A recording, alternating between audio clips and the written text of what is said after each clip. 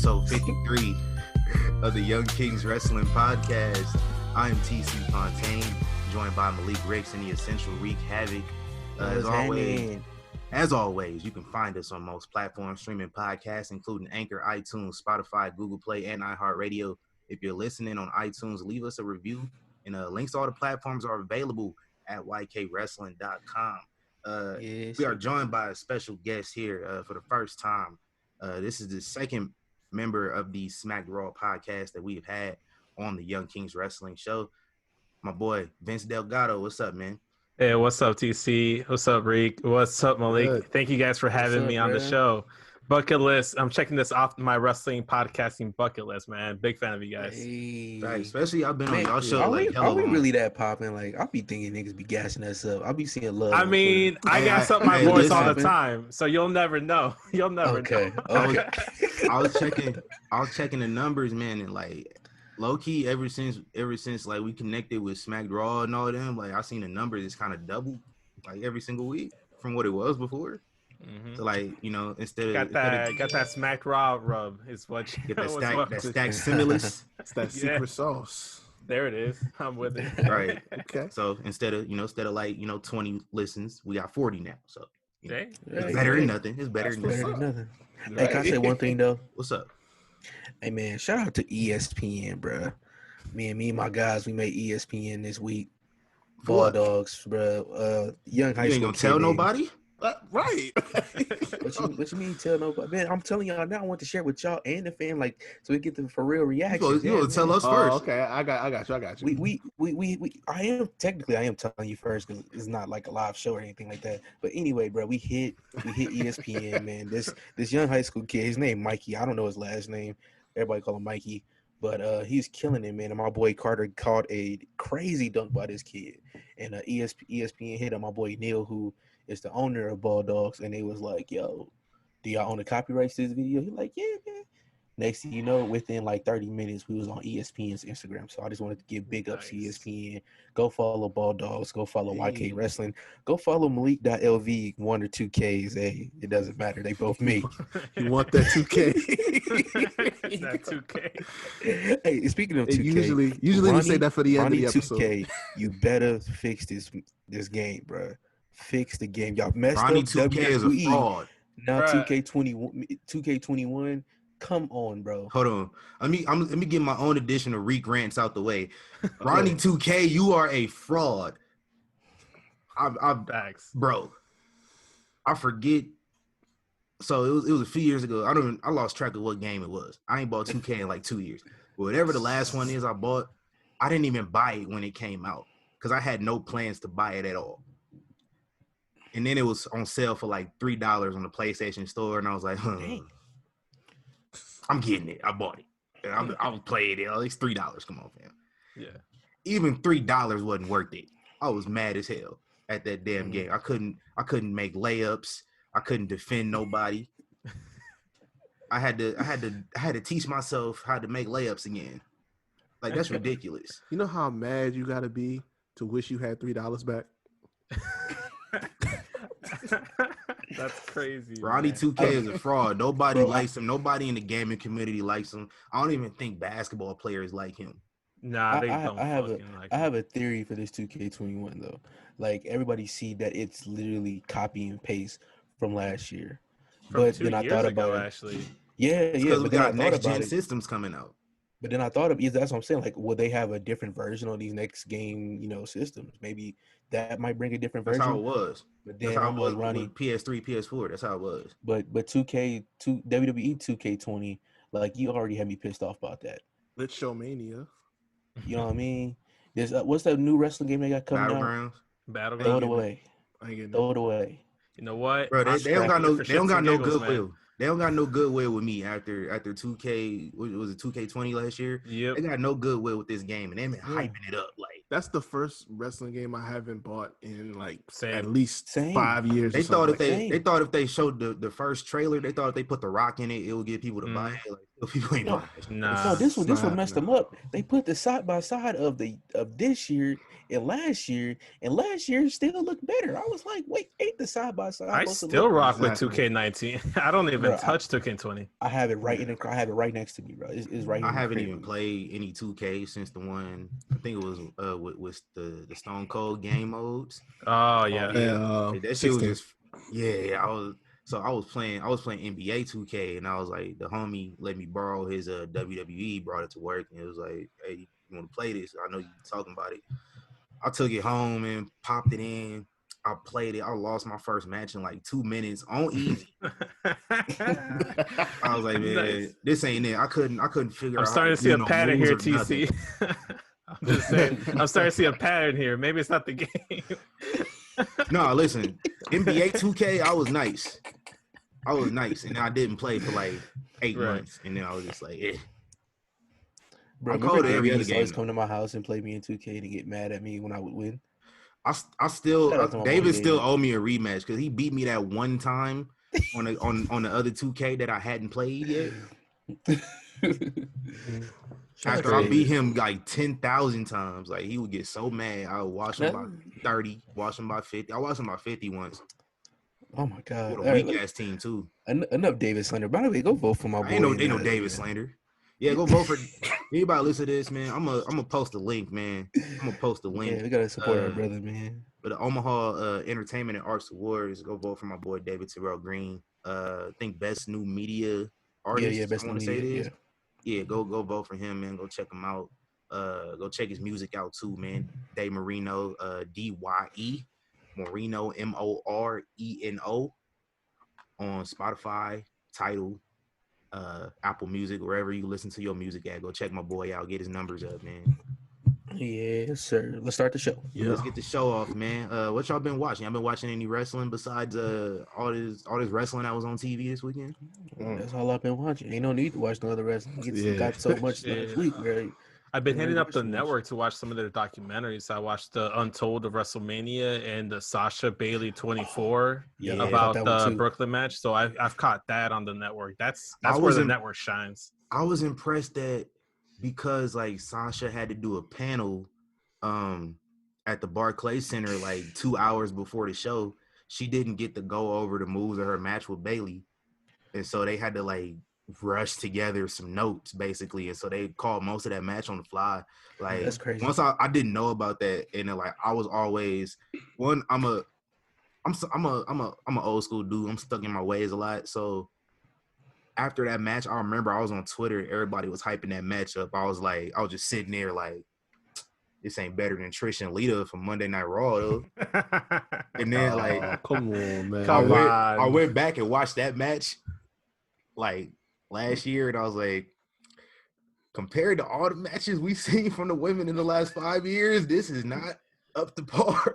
Nah. But like for the time, that was an amazing match though.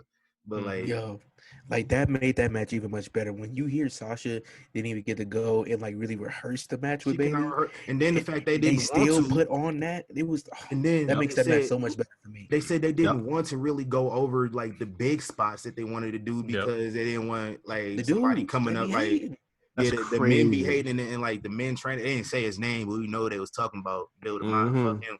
Like he was like Bill DeMott saying chicks don't wrestle like that. I was like, how do chicks wrestle? So like, yeah, I'm glad the culture changed in that aspect. Yeah, real, because like, it kind of shows like I see why they was scared because the women better than them low key.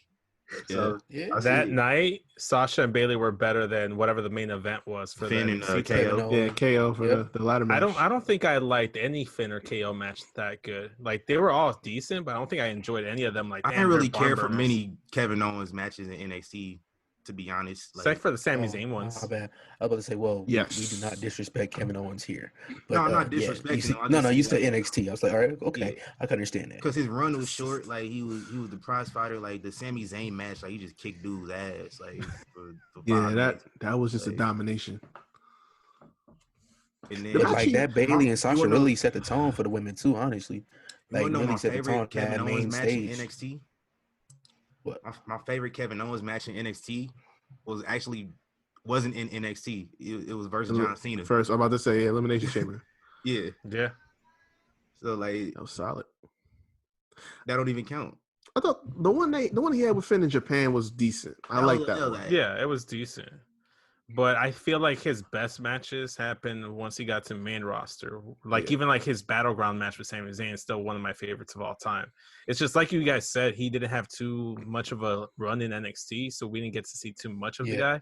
And it also got to do with pairing. Like I like Finn, but he was just generic Japanese wrestler guy when he first came over to NXT, and all he had was demon paints, which at first was kind of cool, but after that it was like you realize, he's just doing the same moves. The only thing that's different is he puts paint on his body, and that's it. His win percentage is better too. Mm-hmm. Are we done with the Demon King? Like, what is I that hope so. I hope leave it. Put that in, lock it up in the shelf. Like, don't bust it out unless you absolutely have to. But like right now, don't do it. Using it as a crutch too much sometimes. Mm-hmm. Yeah. Or it was like he has to win now because he's this person. You know what I mean? So like leave it for right now. Yep. Thanks, man. I'm actually right now I'm watching Vengeance 2001, and I was watching one is probably one of my favorite matches that I don't think nobody really talk about. Undertaker and RVD in the hardcore title match was hella dope. But I got to thinking during the match, I was like, do y'all think Undertaker ever just sits and ponders like, what if I came up in another era? Like, how would things be? Like, would it be better than it was? Would it be worse than it was? I think he came up in a perfect era. Like, today is so critical about everything, and you don't know what creative. They switching creative every 2-3 weeks. Like, I think he right in the same spot. And one thing I like with Undertaker is people don't realize like how actually like human he is. Like my favorite video on Undertaker right now is him shooting like the little whatever tape he had. Kobe. I'm like, that is so dope. Undertaker yelling out Kobe because we never really seen that. But for his character, for him, like just him being on Instagram, he was in the right era. Like him using Instagram, taking selfies, hot tub videos with his wife. It's just like you ain't used to seeing it like this. But the tiger picture that he took in the hot tub, that one still gets me, man. Like, what the fuck was that? So random out of the blue. It's like after watching the last ride, I'm sorry to cut you off, but like after watching the last ride, I'm like, he had to be so protective of his gimmick because of what his gimmick was. So you never seen him just out of character, aside from the American Badass stuff. When he went back to the Dead Man stuff, he was kind of back to square one. He was just really just firmly in character until maybe like 2 years ago, which is why it's so weird. But I was like, man, what if he came up in a different era? Maybe like if he debuted 5 years later, what his career would be like. If it was 10 years later, and then like he could be more comfortable being out of character. You know what I'm saying? Like if I don't really know how to put it into words. If he came out, he could do more. Like he could do more mainstream stuff like that. Yeah. He could do movies. You know what I'm saying? Like John Cena and The Rock and Stone Cold. Maybe not on the level of films that they've done, but he could do some WWE studio stuff. A horror movie with Kane would have been cool. It depends on how much later we're talking. Like if it's a couple years, then it has close to the same effect. But if you're talking, 7, 8, 10 years down the line, he wouldn't be as appreciated as he was today. Like he would have all these things. Like he would be able to go and do the mainstream thing and do, get into social media, do movies and TV and stuff like that. But he wouldn't be as like revered as he is today. Because do you think they would nitpick his stuff like they do with the Fiend character, like currently? I feel like there's some similarity there. It would be that, and it would be a lot of he's not the flashy type, which is the new thing nowadays. So the combination of those two things would just make him like he would be one of those guys that. What if he came up in the ruthless aggression era? You think like he still could have panned out? It probably wouldn't have been as legendary, but I think he still could have. I think he could have made it work because even when during the ruthless aggression era, we really didn't have social media until probably you just had message boards and all that. It probably still could have worked like you said, which probably might not have been just as legendary, but like I said, I think the '90s was perfect for him because it was just like protect the business, and the stuff he did, like hanging a woman on a cross and forcing him to marry her. If you did that today, we're back at the PG era completely from start one, and that's my earliest memory taker. Yeah, my earliest memory used to taker. scare the Terrified. I used to be scared as hell playing the game. Was when he tried to embalm Stone Cold Steve Austin. That's true. It was an interest video. Stone Cold fan, so that killed me. Yeah, it was an interest video for me. Just like his interest when he was with the Lord. I said with the Lord. Was with the Ministry of Darkness. Mm-hmm. Yeah. And then like when he would roll his eyes back, that part used to scare the hell out of me. Just playing the game, like when he would, like when I would have to wrestle him on WrestleMania 2000, he would come out. I would turn around. So I was so scared. Yo, didn't it have like some weird like chanting or incantation words like that he was saying during the actual theme song that made it like even? I never watched it. I have no idea. I might have to go watch it back. Like honestly, that's what I remember. Like I remember like some kind of like murmuring, like some incantation or something. Oh hell no, this is some satanic ritual or something. Yeah. I never even thought about that. I just thought it was scary. When he put that cross in Vince's yard and burned it, it was like that's whoa. Because I'm like, you going to folks' house now? So I'm looking at that scene like it was yesterday. Is the door locked? Is the door locked? Because I don't want this.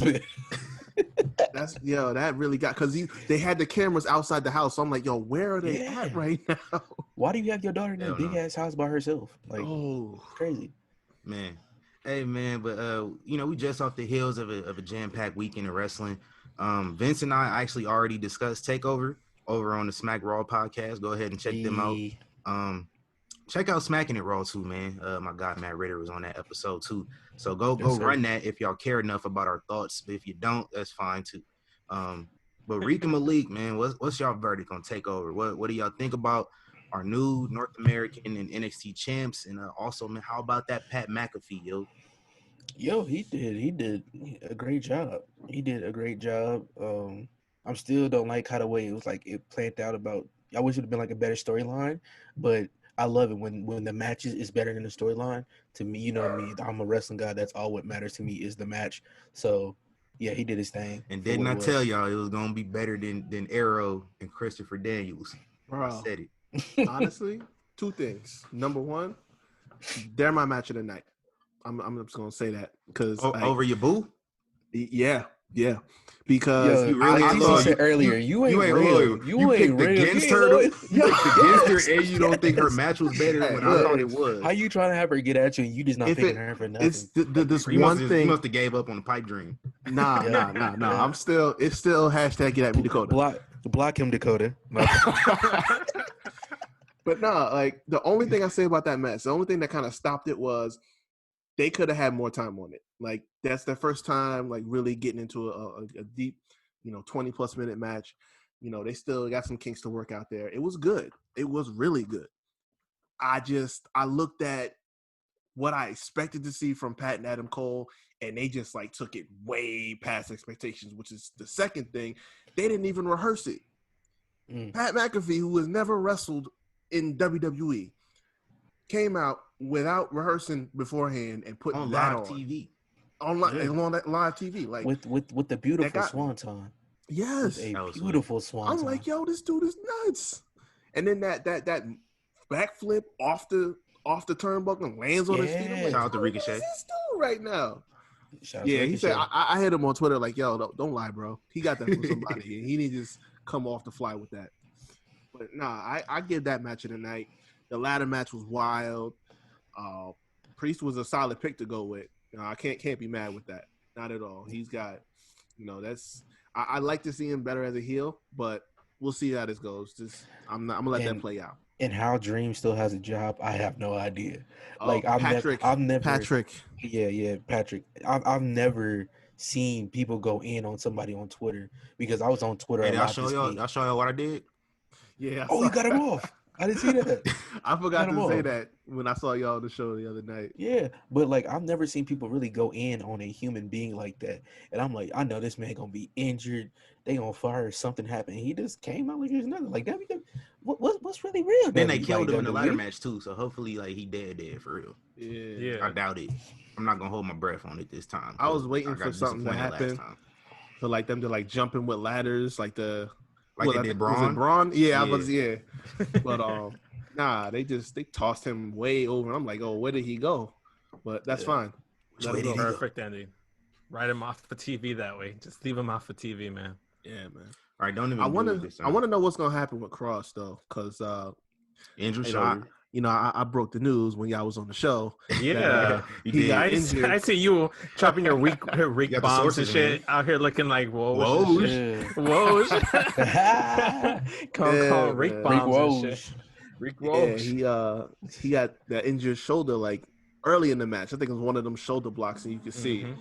But he's getting an MRI this week to confirm whether or not. Hey, y'all got what's going on out there? Man, you know what I'm saying? It was popping out here, man. Like I told y'all, it's popping out here, man. Yeah. But this is a neighborhood. Like, slow down, nigga. Yeah, so he getting an MRI this week, so we're gonna find out what the situation is. Haven't had an update yet, but hopefully by tomorrow night when he comes out, we'll find out what the deal is, because that's gonna suck to win your first big title. And like I said, Candice. Oh yeah, my bad. Shout out to Candice, man. That jump she took, bro, that was fire. And like when she let it and she bounced again, I was like, yeah, this woman is tough, bro. Which further pushes my point that I said weeks ago. This heel turn between Johnny and Candice is doing so much more for Candice than it's doing for Johnny. Like Johnny, it's good to see him going full on dark side. I love it. Stop dipping your toes in the water. Experiment. But Candice came out of her shell with this. Like, we're not gonna see the underdog, feisty baby face out of Candice. Now we got some depth to the character now, and we can explore it. And I think that long term, she should be the one to take the title off Io. I don't want to see it, but that's what it could build to. I think you're right. I think you're totally right. I think that's perfect. And like I was tweeting on it like during the show. It's like, just fuck it, just let Candice be the sixth competitor and win the goddamn title. I'm with it. Like at that point, I was like, just give the title to fucking Candice, man. I don't want anybody else to win it. Hey, I mean, we seen her beat up men before, so she can handle it. She got it. Hey man, so on the other end of that show, I'm not gonna lie to y'all, I did not watch Dynamite. I don't think. Well, I mean, 700,000 people apparently did, which is good for them. They still maintain they core number. I have it side by side, so you know what I mean. I didn't. The wrestling, I keep it on. Because, I had the Laker game on, so I couldn't do it. I couldn't do side by side with that. I had to choose. They're not more important than the playoffs. They are. Listen, bro, they were so you fans that were. They was mad. Yo, shout out to my squad too, because we were still playing while Dynamite was on, and we still won. I mean, let's get this sweep, y'all. Let's get this. Y'all was playing before Dynamite. That's what I'm saying. Like when they were complaining about the show, like the Heat was playing. Yeah. I was throwing out like Jimmy Butler gifts and shit, like laughing at fucking people. I was all wrestling is not more important than any sport. Especially not the NBA playoffs, not golf. People aren't watching. Not even. We used to get replaced for a dog show. Yes, wrestling got preempted. So I told y'all my story about that. Yeah, a dog show. Like even WCW in his heyday got bumped for the NBA. So like AEW ain't special. Yeah. People are tripping.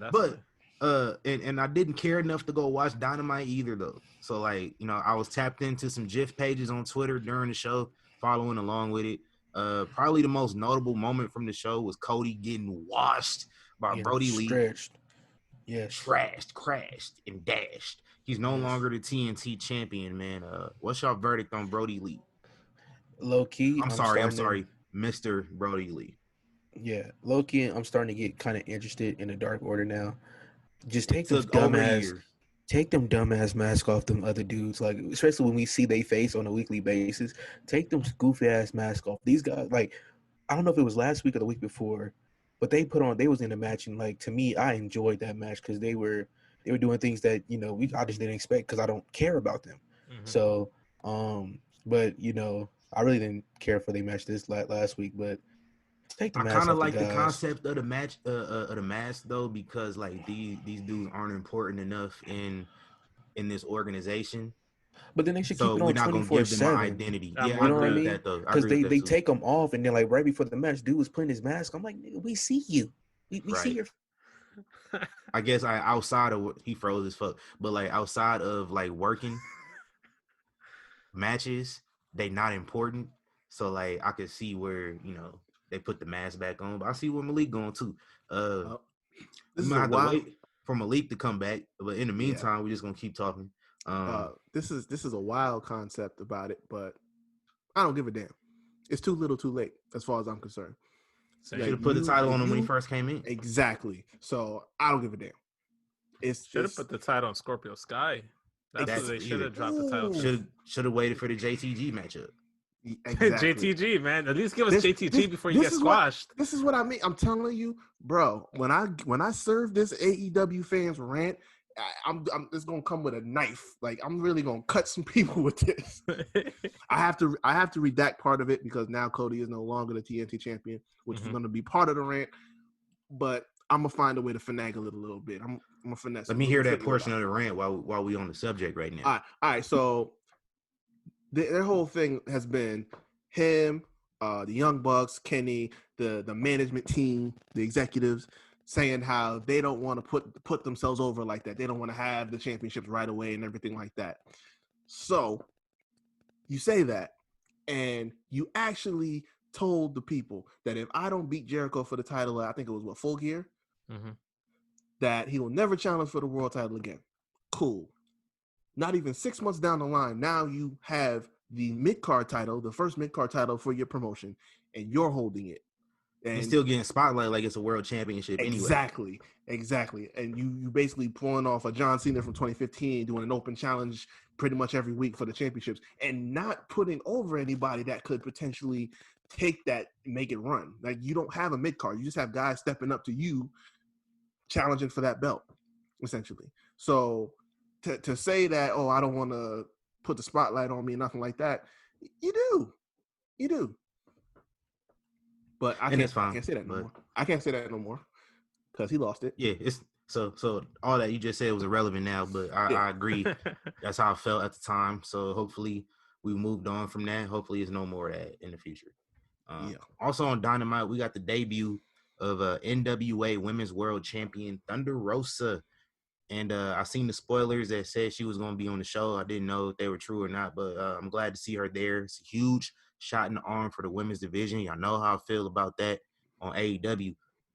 But between this, part of it too. Yeah, facts. But between this and Eddie Kingston being signed to AEW, also reports of Wade Barrett returning to commentate NXT on Wednesday. Is this a bad sign for NWA again? Hell yeah. Yup. for no fault of their own, which is very unfortunate too. Picking them clean. So it's like a damn shame. What's next? Like we got, I don't know who else could go. Honestly, I don't think Aldis is probably like the biggest name they got. He might probably go to Ring of Honor. Yeah. Or maybe I don't know. Would WWE sign him? Would he go with his wife? Nah. Doubt it. Bruce ain't having that. I don't know the backstory on that, man. Fill me in. All right, so Bruce Pritchard said, I forget how many years back this was, but he said Nick Aldis doesn't have the it factor it takes to cut it and succeed in WWE. And actually, if you looked at Twitter today, somebody asked him if they think that the whole relationship between the two of them is leading to Bruce burying Mickie James. Because if you saw on Raw, they basically rehashed the whole Piggy James thing. They just implemented Lana and Natalya as Layla and Michelle McCool. So, but he was like, nah. Why would anybody do that? Basically, all sarcastically and stuff like that. But yeah, Nick would not cut it with Bruce over there. Right. Nah, I don't think so. Man, just like I said, man, pull the plug on NWA. Just bring it back when there's no pandemic. It was nice while it lasted. It was a nice little breath of nostalgia, but just end it right where it's at. I regret to inform our listeners, man. I think we might have lost Malik for the rest of the episode. Apparently, he's having some Wi-Fi outages in his area. Yeah. So if we still on and he come back in, then cool.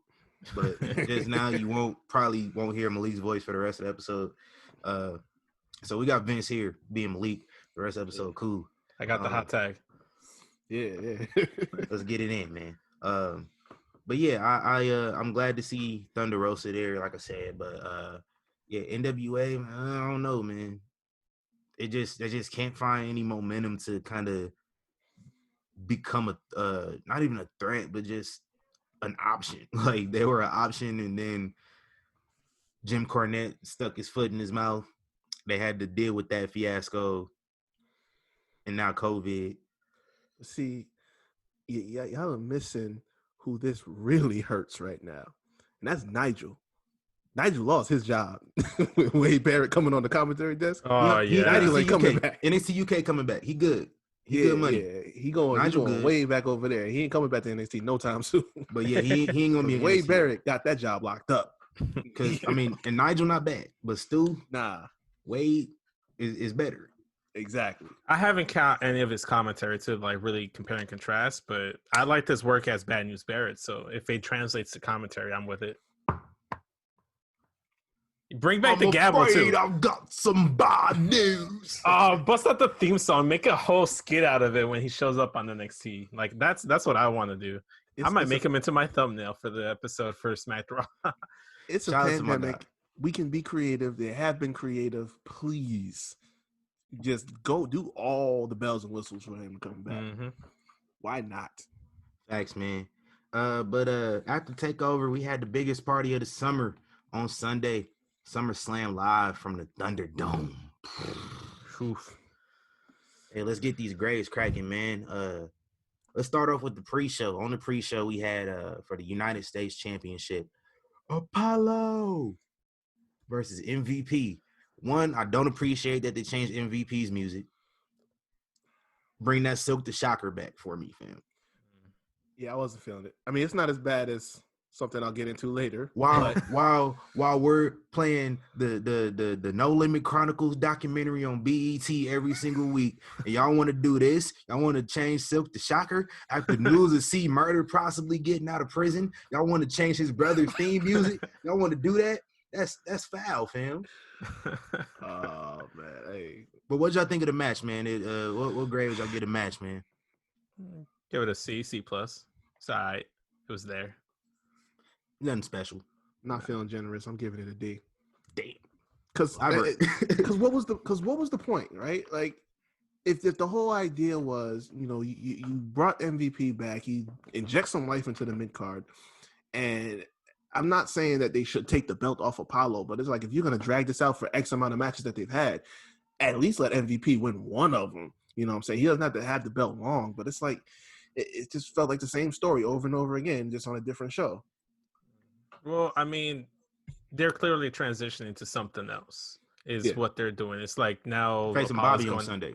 Yeah, exactly. So, I mean, we'll get to that later. But, yeah, I think it made all the logical sense in the world. How are you going to have your manager of the faction be the mid-card champion when we know Bobby Lashley isn't going to get a higher title than that? So might as well just – if you're going to put the title on any of them, just put it on Lashley and then make Schultz and Benjamin and MVP tag team or something. Go after the tag straps.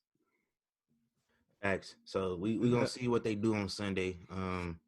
We'll talk about that later. Next up on the main show, first match kicking it off, Asuka versus Bayley for the SmackDown Women's Championship. Bayley gets the win here. I always say they don't have a bad match at all. And I'm going to go watch. I'm going to find time to run a marathon of all their TV matches that they've had over the last however long Asuka's been in the company, with 4 years now. I'm going to go run all them back and see what they hitting on. But what would y'all get a grades for this match? I'll probably give it a B+. It's not the best one, but it's up there. So, yeah, B+. Give it a little wiggle room. It could be better than what it was, but still really, really good. And Bayley worked on the arm of Asuka throughout the match. Afterwards, her and Sasha, kind of put a, rub salt in the wound a little bit on Asuka after the match, and that'll play into Asuka's second contest of the evening. But I thought Bayley was gonna lose when I seen like this match was going on first. Bro, I told you. I told you it was going in reverse. But like I knew it. Like I told you, I'm loyal to my soil, unlike you. So I had to go Sasha anyway. I had to go Sasha anyway. So even though I knew how it was gonna go down, like because this was a story from the beginning. So why would they just change it up like that? You know, have them go for another championship. Didn't make any sense. But I tried. I tried to think like they might go a different route with it. You know? Right. And then also too, I just thought like even though it's not really there, I like to believe that there's still a brand split. So like, yeah, a Raw superstar lost the title to Sasha, SmackDown superstar, but she was able to be on both brands because they're tag champs. But now you're gonna have a Raw superstar win the SmackDown Women's title. Nah, that don't make sense to me. And then now this feud between Sasha and Bayley is gonna continue for the Raw Women's title when they're both SmackDown. I think what happened is they called an audible. They said, you know what? Let's just put the strap on Sasha for a bit, and then we'll get it to Asuka, and she'll be reheated right back up. Actually chased for a title because she actually didn't pin anyone for the title. So now that she actually beat someone legit for that title, now they can't have any criticisms of Asuka's title reign going forward. So it accomplished that.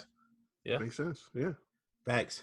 So next up, we had Street Profits defending the tag titles versus Andrade and Angel Garza. Kevin Owens was on commentary for this one, wearing a Street Profits shirt. I don't know, is that against the rules? Can a commentary team pick sides like that? Is that fair? If you like a guest commentator, you can just come and just pick sides of a match that you kind of have no relation to. Hey, I guess.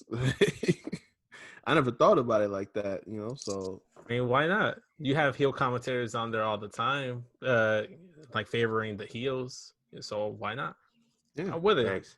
Hey, Malik's back. What's up, man? What's up? Hey, my Wi-Fi's still not working. Like you can see my computer screen, like it's still not working. Damn, that's tough, man. That's hey, tough. You back, man. We these kids in school, man. I feel you. Hey, we on the second match, man. Tag titles. What grade would you give for that match, Malik? Wait, what match? I'm sorry. The Raw Tag Championships at SummerSlam. Oh, it's not with the Street Profits versus A2Z. It went back like pretty fast. Honestly, I'll give it a solid Ford, best frog splash all time. I'm sorry, Eddie. I'm sorry, RVD. Get out of here with that. You're bugging. It's hard to debate that. It's hard to debate that, man. He gets the most height than not any of them. He's more versatile in the air than any of them, but nah. But he did a 180 frog splash. 88 never did that. Stop the cat, man. Stop the cat. RVD never did that. RVD only did like a 90 degree. But you know what's crazy? Like I'm watching Smack Raw doing the unpopular wrestling opinion. And right as he said that, somebody said Eddie did not have the best frog splash. It belonged to either RVD or D-Lo. They can suck it, man. This is why I'm not watching their show. And I think my podcast. Hold on. Now that I heard that, let me say something real quick. I think the wrong member of the Street Profits does the frog splash. I think Angelo Dawkins need to do it because he D-Lo's son anyway. So. I think he used to do like a splash or something from the top as well, or like some kind of splash. He can get he did too. He got some height. He used to do that too. Hey, shout out to my guys, man. Next up, in this one, I thought they did really well given the circumstances. Mandy Rose beat Sonya Deville in a loser leaves WWE match. I thought they did well for what it was. So except for that table. Yeah, Mandy was struggling with that table a little bit. Oh man, I like the spot where they were. She was trying to slide the chairs down the table. Oh yeah, that was cool. Whack-a-mole. That was original. I've never seen that. Yeah, that was a decent spot, and but she was looking like Mae Young. Bro, she looked whack, bro. Mandy out here looking whack with the gear, the hair. She looked whack. I'm like, yo, is this something that you? Is this something that you like peel off later? Like. I was so. I didn't really care for the gear because it was kind of like weird. Bro, the hair was cool, bro. Her worm at the end, that shit was trash. Oh, the worm was terrible. Like, did Otis tell her to wear that? Hold on. Speaking of Otis, so when they cut the Otis running down the ring, was I the only one that thought he was about to cash in? Me too. I was like, yo, I said cashing in on. I said that. I'm like, yo, what is he cashing in on right now? I got hype for a second. I was like, oh shit, Otis cashing in. I was like, hold on, wait. What he catch it in? Pause. I'm like, pause. What's going on here? I'm lost. I thought he was about to pull an R-Truth. That's why I tagged him like, yo, you pulling an R-Truth moment out here. Like, what's going on, bro? Oh, man. Hey, wait, what grade would y'all give that match? See, nothing special. I thought it was wait. It was weird because I thought it was for like the hair. Then it turned to changed WWE. Yeah, they changed it on Friday because Mandy was just like, this is some bullshit. It's superficial. Like, we don't need to, like, whatever. And I guess Sonya was like, fuck that. Like, one of us got to leave this motherfucker. And then that's what happened. Sonya Hardy. She was coming out looking very broken. Hey, she did. For real. Nah, she came out with the Jericho suit on SmackDown, and then she came out with the Matt Hardy fit. Do you think because of what happened in her personal life is why she's probably stepping away for a little bit? Yeah, that's totally what it is. Man. Yeah, it's definitely the reason. They found out today, like, outside of the guy that was like trying to kidnap her, she got a whole bunch of threatening texts from other people too on top of that. So It's like, it's why worse. do wrestling fans gotta make us look bad, man? I swear we not all bad. I swear we not all bad. Like, you niggas already stink. Like, have you ever been to a wrestling, like, anything, bro? It smells so bad in there. Mm-hmm. Then, like, the wrestlers, they already don't mess with us. But then, like, y'all goofies go and do stuff like that, bro. Like, I already had a rant on this last week. I'm not trying to do it again. Like, y'all seen the Thunderdome stuff where they just putting, like, the Chris Benoit pictures on the thing. And, like, yeah, I seen that. They put a KKK thing on there. Yeah. And somebody actually photoshopped one of the squares. They photoshopped the dude that was stalking Sonya Deville during her match. But like, ruin it for everybody. They're gonna ruin it for people. And I was actually upset. You see this belt back here behind me. I went and bought a belt at Target so I could wear on the Thunderdome. I got an invite link and everything. I clicked on the link right at the time. It was full already. 2 seconds. I was hot. Couldn't even join the Thunderdome. Had a belt and everything. I was hyped. Had my t-shirt on. Couldn't do it. I think they're doing it again for SmackDown, aren't they? I think they're keeping it. Yeah, they do it for the. I think I seen something said till October 31st. So, hey, they told her. Hey, if they do a show on the 31st, they gotta have like a bunch of cosplayers for Halloween. You know, you gotta get into the spirit of things. What day is the 31st? I'm gonna check real quick. Mm-hmm. That's my dad's birthday. Just make sure you. It's on a Saturday. Damn it. If you jumping on there, make sure you eat and quench your thirst well ahead of time. Because seen a dude eat during the match swallow the wrong night. way, they kick you. No, I seen a dude. I forget what match it was. I'm watching the whole match. This dude looking down at his phone for a good like 30 seconds. I'm just watching him like, damn, you on your phone, bro. He put the phone down and picked up some noodles and started eating the noodles. And he was still on the stream. I was like, ain't y'all supposed to kick him out? Y'all wouldn't let me in this motherfucker, but y'all got him on here. I was hot. But on other brands that didn't pay for sponsorship, they just repping ramen noodles and stuff. I don't know what kind of noodles they was, but yeah, dog. Now I want noodles, man. What the fuck? now I'm gonna, as soon as this shit is done, I'm gonna go make me some noodles. I still got me like two of the chicken ramen packets. I'm gonna bust both of them out. Hey, y'all see Oscar? We ain't got to this yet, but Oscar was doing a photo shoot with the cup noodle costume. Yeah, I see that shit. No, I didn't see that. She got sponsorship. She got actual sponsorship with Cup Noodle apparently, and so does Okada. So like, cause like Okada, one of his ring jackets for Wrestle Kingdom was like in a Cup Noodle design, and I'm like, is that bad for them over there? Like they posing with noodles. Is that like the equivalent if I just like came out there? If I was wrestling and I came out in a Popeyes jacket, was that the equivalent? Or like, this is a serious question. I'm dead serious. Like, you would think so, but some people probably don't care. Yeah, they probably it's probably don't got like the negative connotations to it over there with them. Like that's their culture, so they repping it. Like, I mean, chicken good, but it's kind of like got a racist connotation over here. So that's why that's how I feel about Lucha House Party. You know how they have like those little like 3D graphics above like the ring, and when Lucha House Party comes out, they have like the piñatas, like donkeys, and the sombreros and all that. So the shit, I'm like, cut that right there. I ain't with that one. Stop it. Because I'll be bad if like R-Truth came out and they just had some just some racist ass shit. I'll actually be offended. Like if he came out with like a bucket of KFC or something, or like some Popeyes, like if that nigga just came out with a bucket, just what's up? Like, fam. Nah. I would be hot. I would cancel my subscription that second. Chicken following from the sky and all that stuff. You know how like the Street Profits had the Dollar General cups. Yeah, our troop just got chicken wings. Just I'd be so mad. Like they would never get another dime or a view or anything out of me ever again. Right. And I'm one of the people that thought ACS's shirt wasn't that bad of a thing. Like, bro, I'm the dude that I was all for Mexico's coming out and fucking lawnmowers. I was with that shit. Oh, Mexico's racist. Yo, bro, I fucked with it though. I wasn't mad about it. I wasn't mad about it. I'm like, the lawnmowers are kind of cool. I kind of wanted to be scoop. I was too young, but I think like looking back on it, be like, yeah.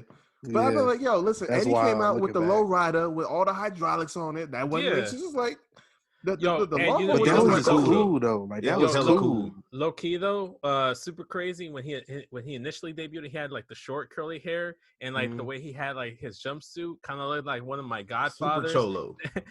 No, because he would always work in the jumpsuit because he's one of those people that clean windows at like high scrapers or whatever, skyscrapers. So he had that kind of hair, same kind of smile that Super Crazy had, and the jumpsuit. So I'm like, oh, you thought it was him. I'm like, yeah, that's family right there. That's funny. Oh man. Hey, let's get back into this show, man. Next up we had Seth Rollins and Dominic Mysterio.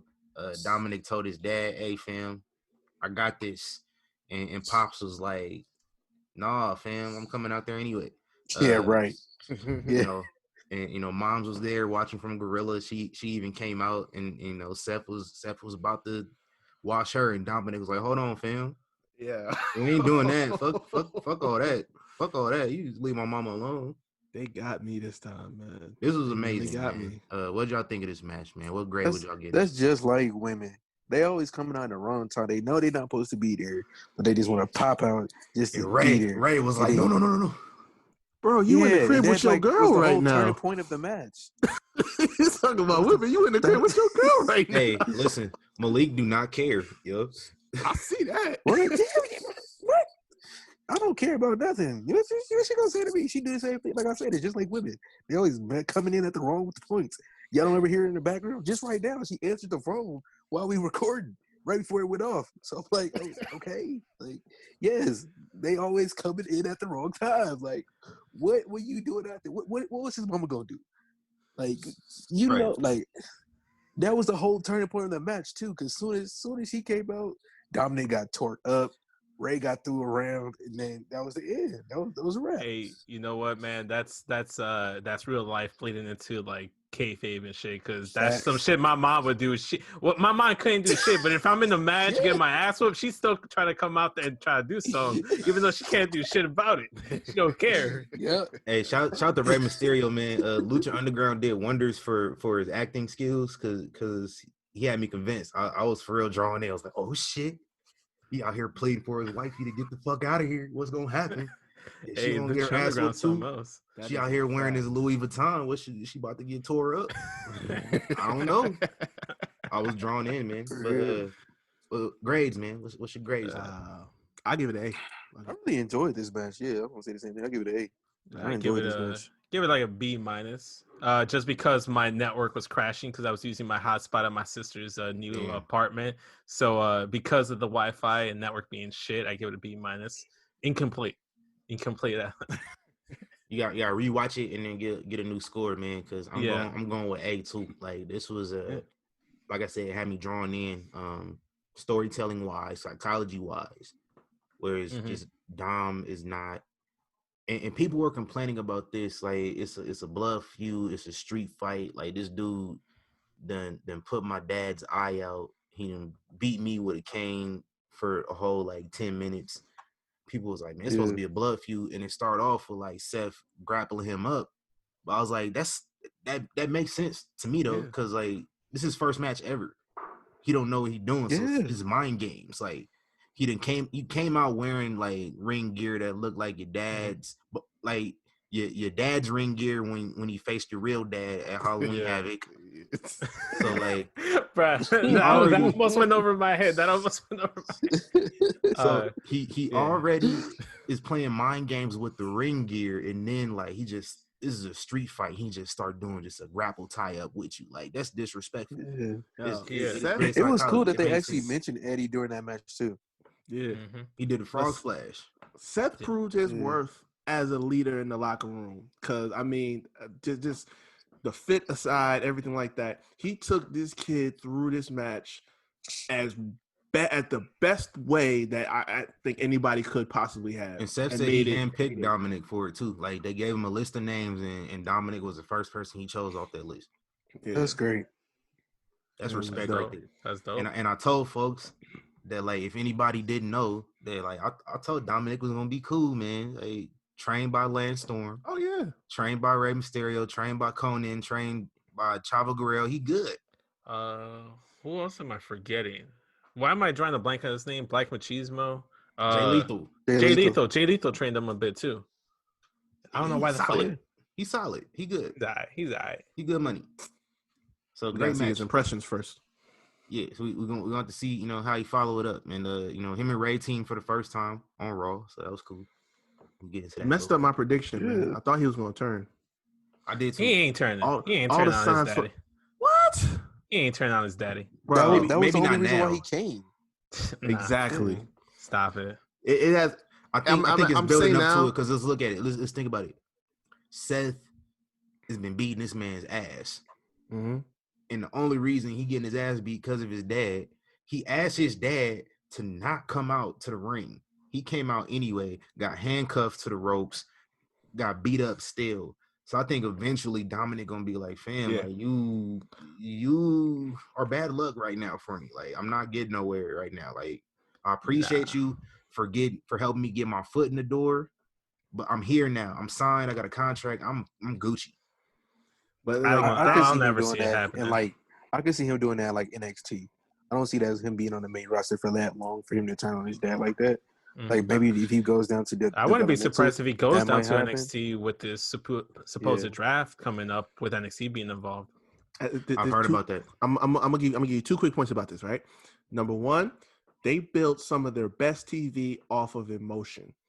And like I was watching Untold HBK and Kurt Angle at Mania 21. That was one of the biggest things he said. I'm like, not if you scared of you. Yeah. And he's like, yo, if you don't have emotion, this does not work. So like the emotion of that, like it has to draw out for a while. Like at this point, it's going to take some time. But eventually, it's going to hit people so hard. Like, damn, he really turned on his pops like that. And we got 15 years of storytelling to add to it. Exactly. If they want to bring up how Eddie Guerrero is his real dad anyway. That's we clicked because that's my second point. That's my second point, right? If they want to, they don't have to. I wouldn't be mad if they didn't, but if they want to, they got it right there in their back pocket to use if they want to. That's my second point right there. It writes itself. Let's think about this for a second. Every member of the Guerrero family has turned on Rey Mysterio. Eddie did it. Chavo did it. Even Vicky did it. If that's technically Eddie's son, he's the last one to do it. Yo, Riq, you're living in some like Dragon Ball like alternate universe and shit. That's what you living in right now, man. Aiden English didn't do it. Oh, he's only he don't count. He don't count. Hey, speaking real quick, we can go back to it. Do y'all think Aiden English is gonna show up in AEW? Nah. Vicky there, wifey there already. He gonna show up somewhere. Yeah, I mean, he looking jacked so much now. Yeah, he looking good. Yeah. All right, man. Let's get back into this, man. For the Raw Women's title, Asuka beat Sasha Banks, man. Y'all remember that clip of Avery Bradley? Y'all knew what would happen. So I wasn't even mad. I wasn't mad. Like I knew what would happen, and I knew like this is different. This is different from all the other times. This time, Sasha Banks not about to be on 205 Live doing mixed tag matches with Alicia Fox. This building is something else, and like they got to bring up the past. Time is coming. Her time is coming. I'm just saying. Last time she lost the title, that's where she ended up, and I know she's not gonna be back there again. That's all I'm saying. She's been through a lot when it comes to Same. girl. I feel you, bro. Sasha's my favorite. I know how He's going Bailey through fans a lot. felt before last year. I know how they felt before last year. At least we never had a Sasha "This Is Your Life" segment. We don't talk about that on the show, Vince.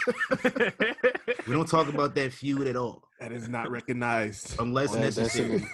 That's in the dungeon. That shit got Thanos. We'll go dig it out if we need to for anything, but right now, nah.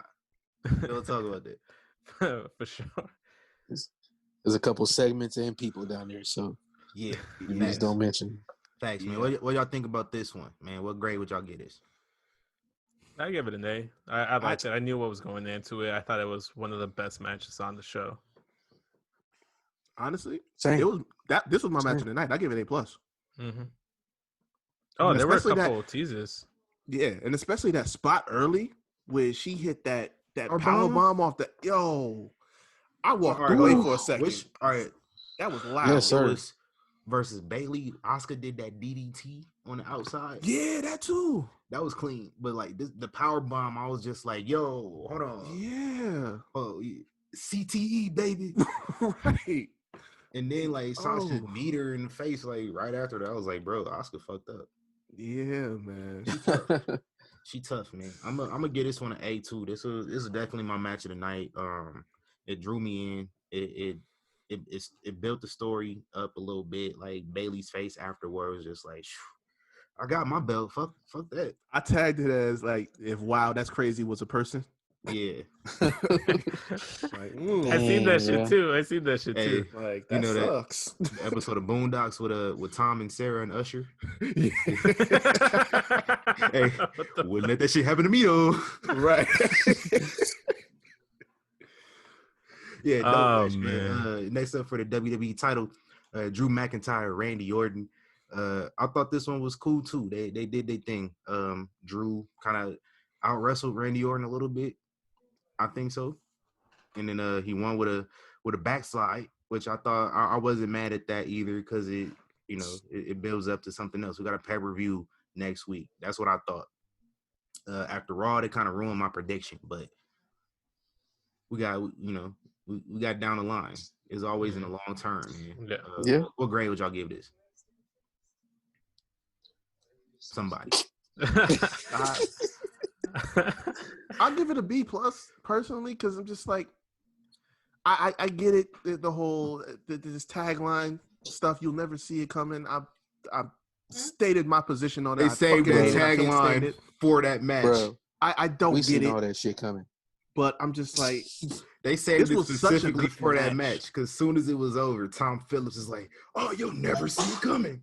Never saw it coming. Like it was so bad. Everybody, including myself, thought it was Michael Cole, and it wasn't Michael Cole. Bless you. See, I told you, like women always coming in at the wrong time. Hey man, nah, but Tom Phillips is like true value Michael Cole. That's why Vince hired him. Mm-hmm. But nah, the wave back is fucked up. Go ahead. Nah, like I'm short of giving it an A because this was such a good match that it's like I know you wanted to give like that little surprise ending to it, but this deserved a more definitive ending. I guess long term you want to see it continue, after what we saw on Monday night, but I don't know. The ending kind of took me out of it, but I give it B+. Man, they should have used Riq Theory, bro. They should have used Riq Theory. I think that would have been perfect for that. I could tell you now. Oh yeah. TC was off it. All right, I for sure didn't listen to that part when I edited this. Yeah. I forgot. All right, so I was hearing some chatter in the weeks leading up that when Randy did the punt to Rick and the lights went out, there was talk that was gonna be part of SummerSlam. That the reason the lights went out was because Randy really didn't hit Rick, and that at SummerSlam Rick would show up and help Randy win the belt. Because they really Triple H and RVD right. Unforgiving. They was because they were really leaning towards giving Randy the belt at SummerSlam. So probably we'll soon to see him drop it at some point in the future after Payback or whatever. Rick will be back soon. Yeah. But that was the idea. They were supposed to be going with that. I guess they changed it last minute, which is a thing lately. So That was my theory. Y'all think Shawn Michaels would get involved again? Because they've been leaning into that too.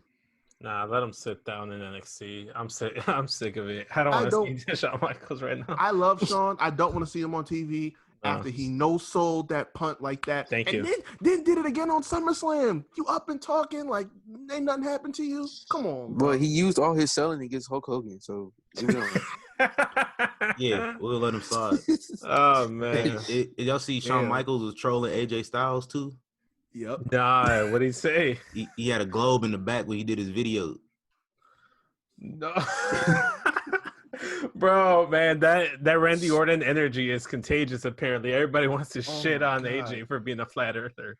But Randy, I don't know if it was planned or not, but like, Randy's extra troll, and we can talk about that now. Because in our main event, for the Universal title, we got a Falls Count Anywhere match. The Fiend versus Braun Strowman. This was better than I thought it was gonna be. Mm-hmm. Yep. I just thought it was gonna be trash, and then like, because that's how that type of match is supposed to be. Like, it's supposed to start off how the way it did, and keep that energy going. Because you just have they went full throttle the whole match, and like that's how you should book Fiend matches, especially versus Braun Strowman. Like, and I like the story this one told because like Braun is the monster, so it's the Fiend. They're both monsters. Like they both should kind of be able to cancel each other out. Mm-hmm. No one should be like stronger over the other. And I thought they told that story perfectly well. I thought they would kind of brawl like outside of the ring a little bit. I thought they would like brawl into the funhouse and then it would turn into a cinematic match midway through. Oh no, they just kind of thinking outside the box. The ring. That's thinking outside the box for them. I mean, was anybody waiting for Alexa? Yes, like I was. Yeah, I was too. Okay. Apparently, she watched it from home. Yeah, because they slammed her ass around a million times. Yeah, she took that bump and she been out. Which I don't think it's no different. I mean, she did a twisted bliss off at the top of the chamber. I don't think there's no different. Yeah, pretty much. Get military. That's higher. Yeah, I mean, it's gotta. I forget the term. The term slips my mind right now, but it is what it is. It's not real. It's a soap opera. Yeah, I'm not getting mad about it, but the Fiend end up getting the win. Braun got a box cutter out of the out of the toolbox. First though, when I seen the toolbox, I was like, oh, here they go. They about to think about that Hell in the Cell again. I blocked that out of my mental because that traumatized me in the wrong. Yeah, I was like, man, that's what I said. Ways. I tweeted out, I was like, man, that toolbox about to give y'all PTSD. But the box cutter, I'm thinking like he about to dig into his mask or something. Like, yeah, that's the first thing I thought about. To like, because the mask kind of low key, and I don't think they mentioned it, but I would assume the mask give the Fiend his powers, right? I would assume so. That would make sense. Kind of like I don't know if you guys ever watched that, but that Jackie Chan Adventures series where they put on like these demon masks and they got all these fucking powers. Yeah. So that's where I kind of compare it to. I can see where you're coming with that. I was just going to say he did a terrible job trying to cut up the mat. He struggled. He ended up cutting the mat up, man. I was like, what the hell is he doing? So I'm thinking like, oh, the funhouse must be under the ring. That's what they about to do. Because remember, like the Fiend used to come under the ring back when like he was first on TV. He struck Daniel Bryan up under there. Something he about to go to the funhouse, and then like it was just exposing it so he could do his power slam onto it, and the Fiend hit like 3 Sister Abigails and put him away. And that's how you, like I said, that's how you should book that match. It was short, but it was still lengthy enough to get all their stuff in and do the whole stipulation and take advantage of that. After the match though, and I. Talking about you never see it coming. I saw it coming. It was one of my predictions. I don't remember. Yeah, I seen that. I see you tweeted that. Yeah. I don't remember if I might have just tweeted. I don't know if I said. I think you tweeted the day before or something like that. I remember seeing it on Twitter before. The big dog is yes, back. Sir. Roman the teeth reigns with new teeth. I didn't even know his teeth was messed up. I don't know what happened with that one. Yeah, got new teeth. You know, Randy Orton going in on his teeth. You know, you heard it, folks, straight out the horse's mouth. Yo, that will have me rolling. That will have me rolling. Randy is the troll to rival all trolls. Bro, the one where he went after the Bucks, I think it was like Matt on Instagram and shit. Yes. That one was hilarious to me. I fucking love Randy Orton, man.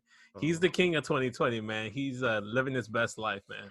That's a fact. The GOAT, man. What do y'all think about the big dog being back, man? Oh, I love it. I'm here for it. I've missed the guy. And you forget how much of a big-time player he is and a big-time star he is until you actually see him. Like, oh, God. Shot in the arm, man. Yeah. SmackDown needed that. The Universal title needed that. Like, when was the last time you saw someone be legit as a Universal Champion? Never. Even I would go back to Roman when he had that short reign of his. It was done from day one. I think Brock the only one that's ever looked legit to me with it. I'm about to say, because that title was doomed from the first time we seen it. After Fed won and had to when they revealed it, they shit on it because it looked like a fruit roll up, and then the first match for it, the winner got hurt in it, so he vacated the next night. Like Kevin Owens' reign was cool, but like it didn't really seem like a world title when he had it. It kind of seemed like when Jericho won the title and he wasn't really like the focal point as the champion. It was in that feud. It was Stephanie versus Triple H. He was just kind of like a pawn. That's kind of what it felt like with Kevin. Even Jericho was more over than Kevin Owens when he was champ. Jericho seemed more important. Yes. So yeah, the title's never felt important. I think Roman is the dude to finally, which like it's taken over 4 years for Roman to really reign with it. But bring back Big Gold. Yeah, bring back the big gold. Make that the Universal title. Might as well. For sure. You just put a big ass WWE logo in the middle of it, but just bring back the actual belt itself. I don't put like side plates on the end and call it a day. Yeah, put side plates on it. Exactly. Don't put no something big ass WWE. We talk about rage. The fans will kill that. Yeah. Something. I need a big gold back in my life, man. So what y'all think of the show overall? Was it better than TakeOver?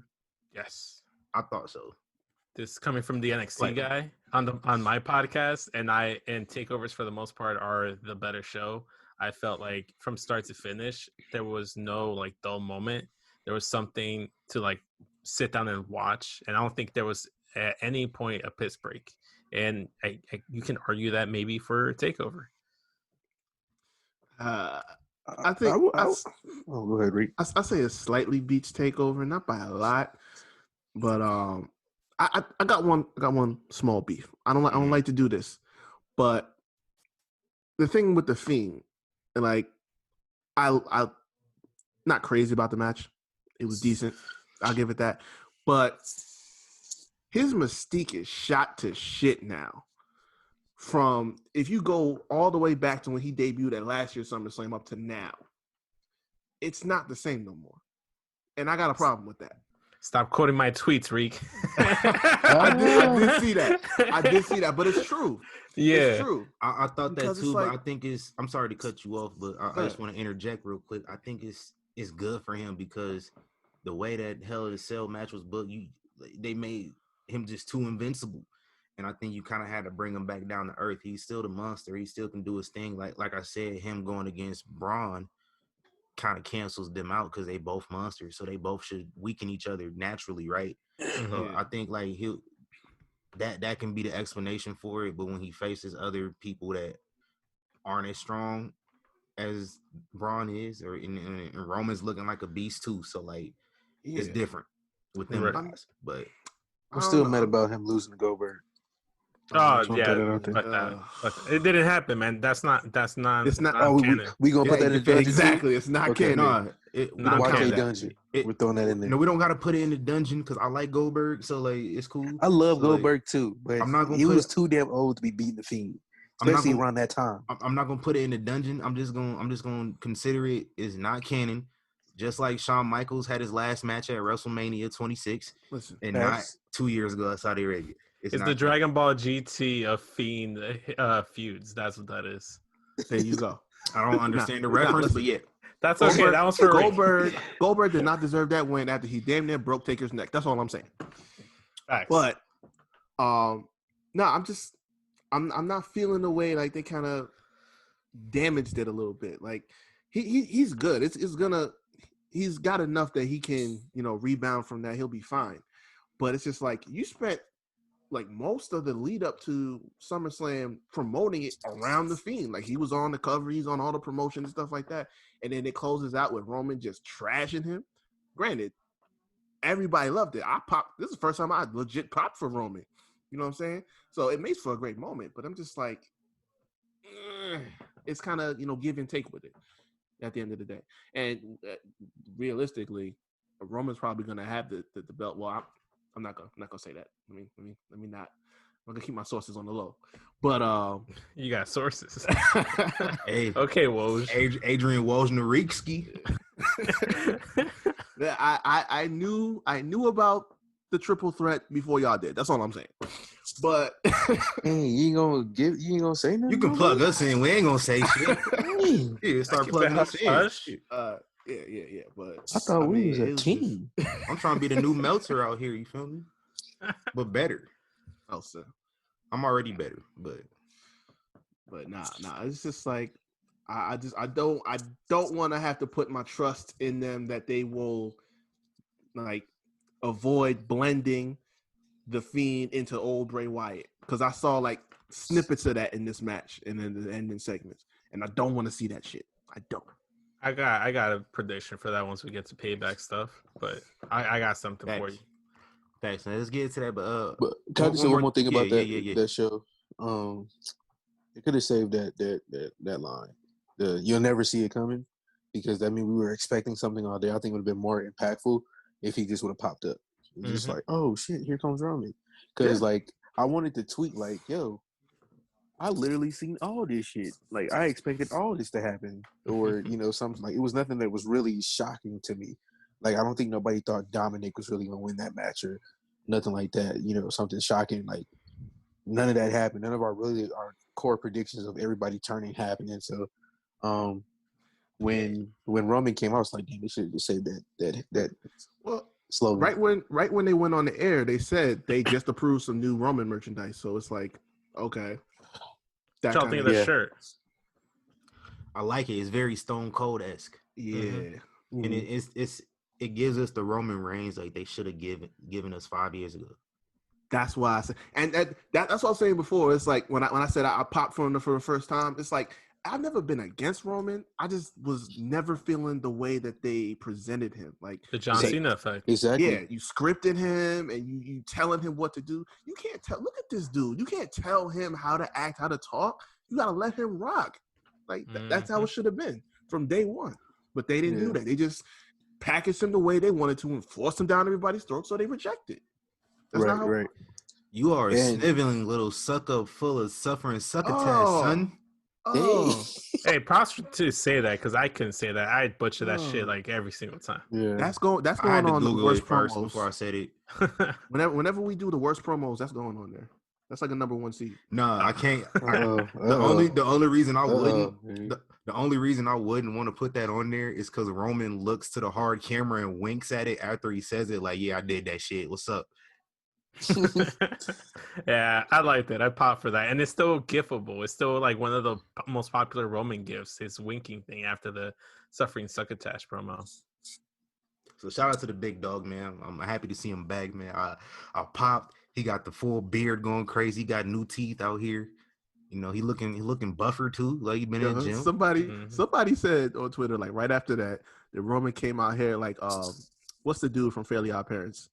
Chip Skylark, like my shiny teeth. Oh yes,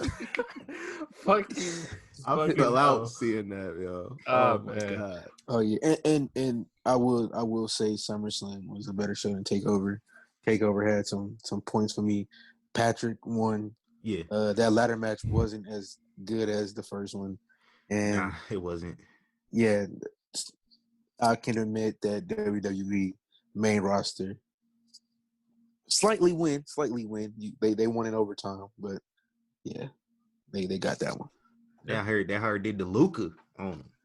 Yeah, Luca was frustrated today, man. I ain't watched the game today. I seen Paul George actually, found a shot. What did he drop? 55? He got 35. Nah, I didn't catch that. Did y'all see that Paul George stat? They say like he has the worst percentage through 3 playoff games since Bob Cousy in 1960. Damn, that's crazy, bro. You got a segregation record, my nigga.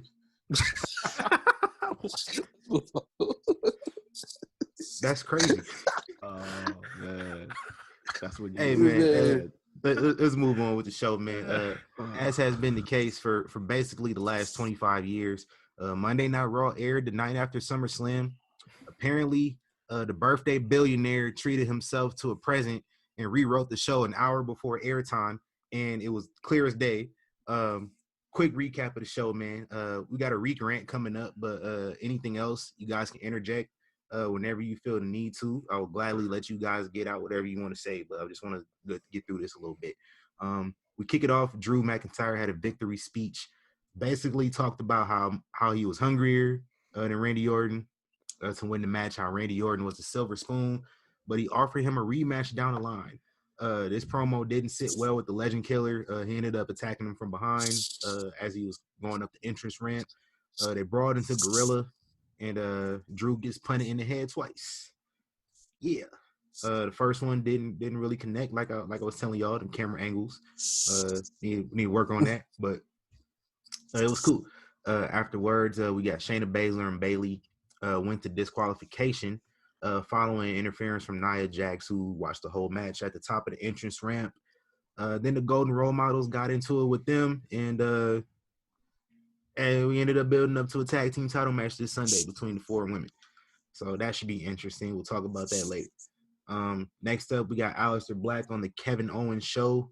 KO trying to be a little empathetic about what Seth and Buddy Murphy did to his eye. But Ace Boogie was not hearing that shit. It hit my boy with the black mask. What's your thoughts on the heel turn, guys? Let's go. Is this leading to a Kevin Owens Aleister Black feud? Hopefully. They might make the match at Payback. They only got like 4 matches on this Sunday's pay-per-view. We got 4 announced matches so far. Yeah, and we've never seen Aleister as a heel before, so that's something new. So I'm with it. I'm here for it. Throw him in a no DQ, something where there's no rules, and let them tear the house down. Aleister's character alone just shows you that he's going to kill the shit out of it as a heel.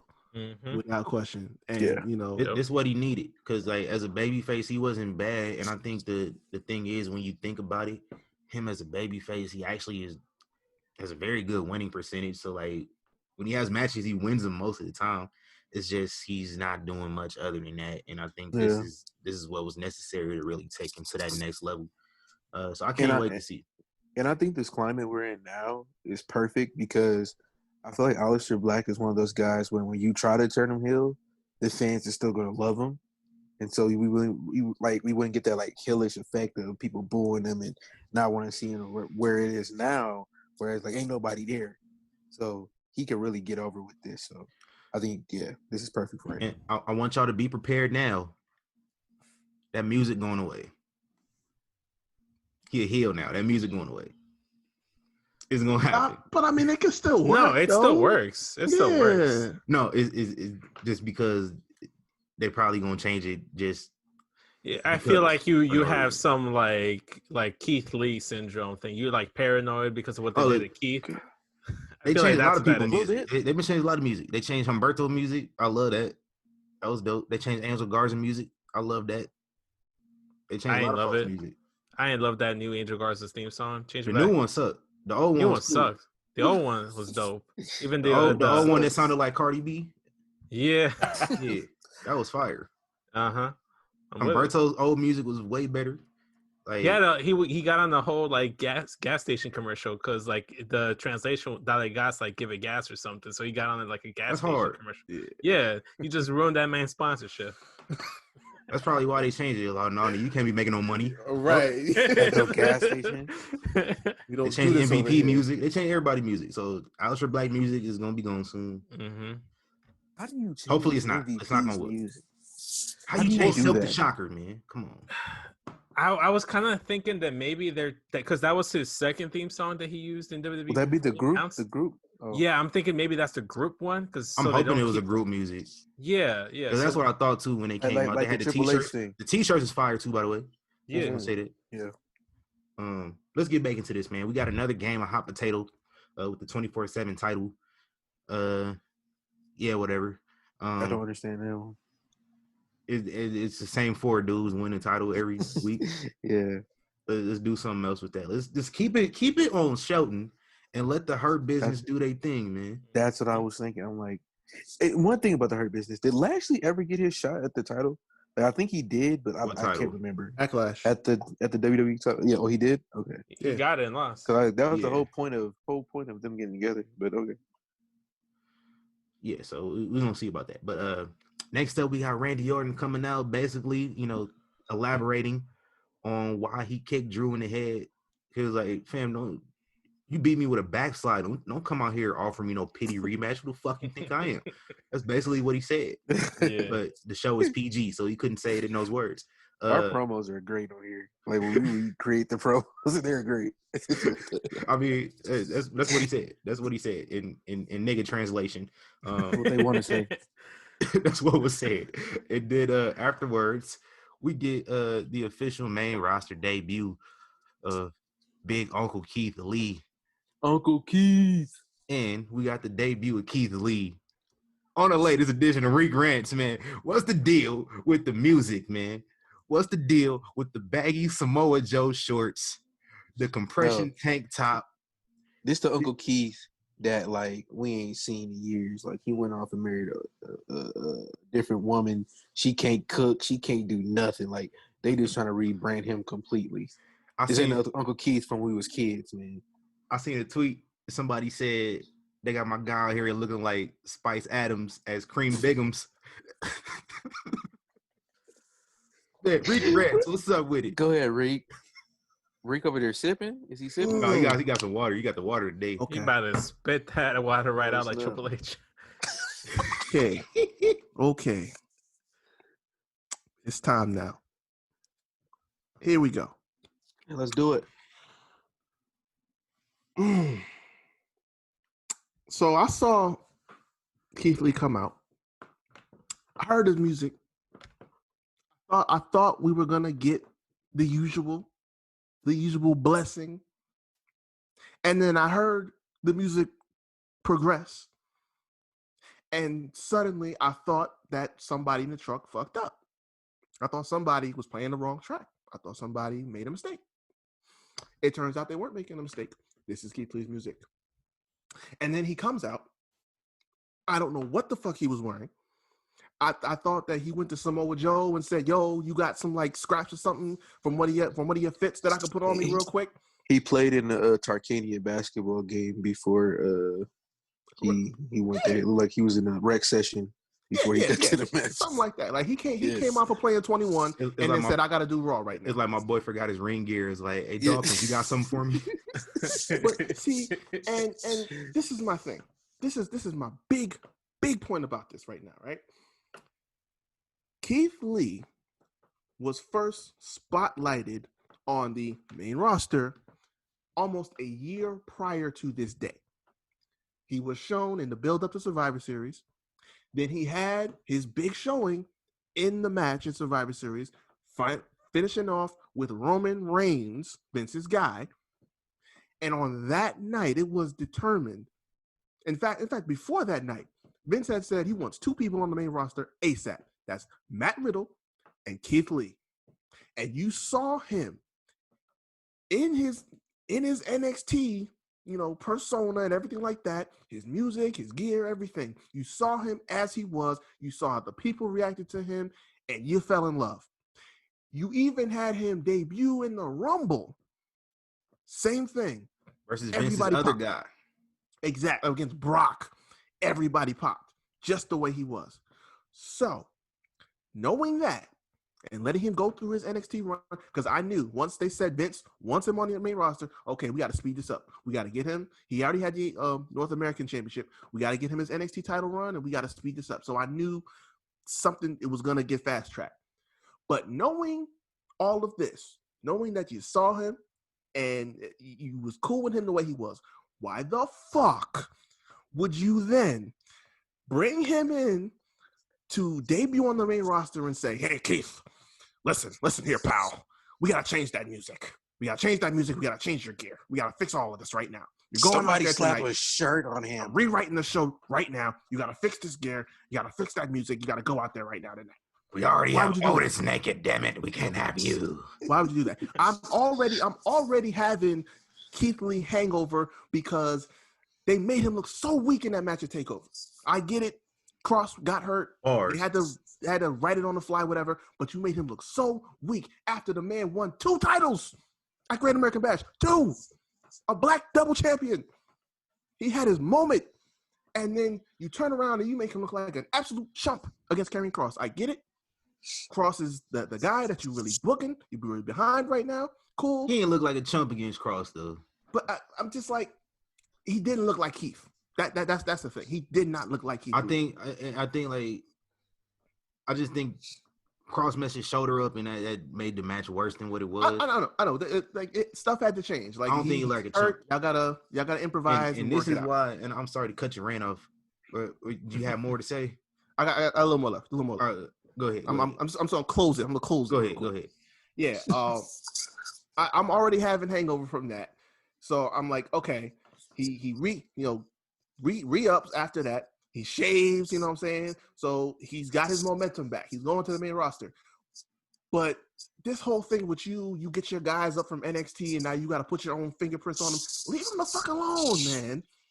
We've seen too many people coming from NXT, and because Vince wants to put his own spin on them, they get out there and they don't resonate with the crowd. They have spent too much time putting over, like, getting the crowd so hype and giving them all these moments for you to bring them up there, and then within a week or a month, and you completely ruin them. Now, that's not going to happen to Keith Lee. He's too much of a star. He's a darling. Right. But leave these people alone, damn it. We can't ever say what wouldn't happen. Like, when I thought Shinsuke Nakamura was going to come up there and kill it. Right. And so you never know, bro. That's what I'm saying. Hey, but change it back. Right. Good. Change the music back. So now I'm not going to harp too much on that because Keith Lee said he'd be patient. So I'm not going to harp too much on that. But change it back. But they don't know what's good for themselves. Let's look at this though. The music sucks. I don't like it. That's really the only thing I don't like. I don't like the music. I don't like the gear. Yeah. But they got this man in a pay-per-view match with Randy Orton a week after he debuted, and he probably gonna win. So he was in 3 segments on Raw, featured heavily with 2 of the top guys in the WWE program. champion. Yes. So it's just this other stuff is just like, fam, you ain't have to do that. Like, leave him alone. At least change his music back. I think that'd be the biggest problem. It's not about what they're doing. It's just like the reason why we want, just like with all the indie wrestlers coming to WWE, everything else, we want to see these same exact wrestlers just in this climate, just in this space of the WWE. We don't want to see a dude we've been loving and popping for in NXT come up and be a completely different person or something else. It's like, damn, so now we got to regain love for him again and regain the comfort of him having a good match when you already have, like we said here, it writes itself. If you have a person that's just like Keith Lee, who you really don't need to touch, you know what I'm saying? It is great he's in these segments, but yeah, I just hope they don't fumble. I just hope they don't fumble my guy.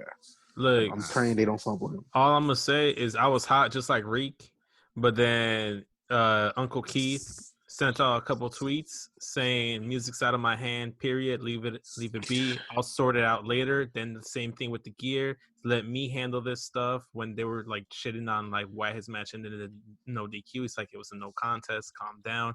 He basically like, look, I don't have to do this, but like I want to because I have respect for my fans. So, like, he's basically saying like, look, this will be fine. We'll get through this. There's some growing pains. We'll be okay. I'll be okay. Let me take care of this. Just enjoy the ride. So, because he calmed me down. When I saw him tweet that, and that calmed me down. And I also saw he was in 3 high-profile segments on Raw on his debut, and already has a pay-per-view match with one of the top guys of the last 10 years in WWE. 20. Maybe 20 years. I forget. He's been around forever. Uncle Keith gonna be okay. He gonna be fine. he's too big of a star for him to like just flounder and just be turned into another Shinsuke situation.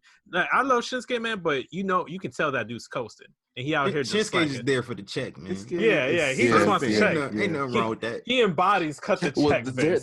That's been rumors of like him and his family love Florida and all that stuff. Where he's just like is doing more surfing.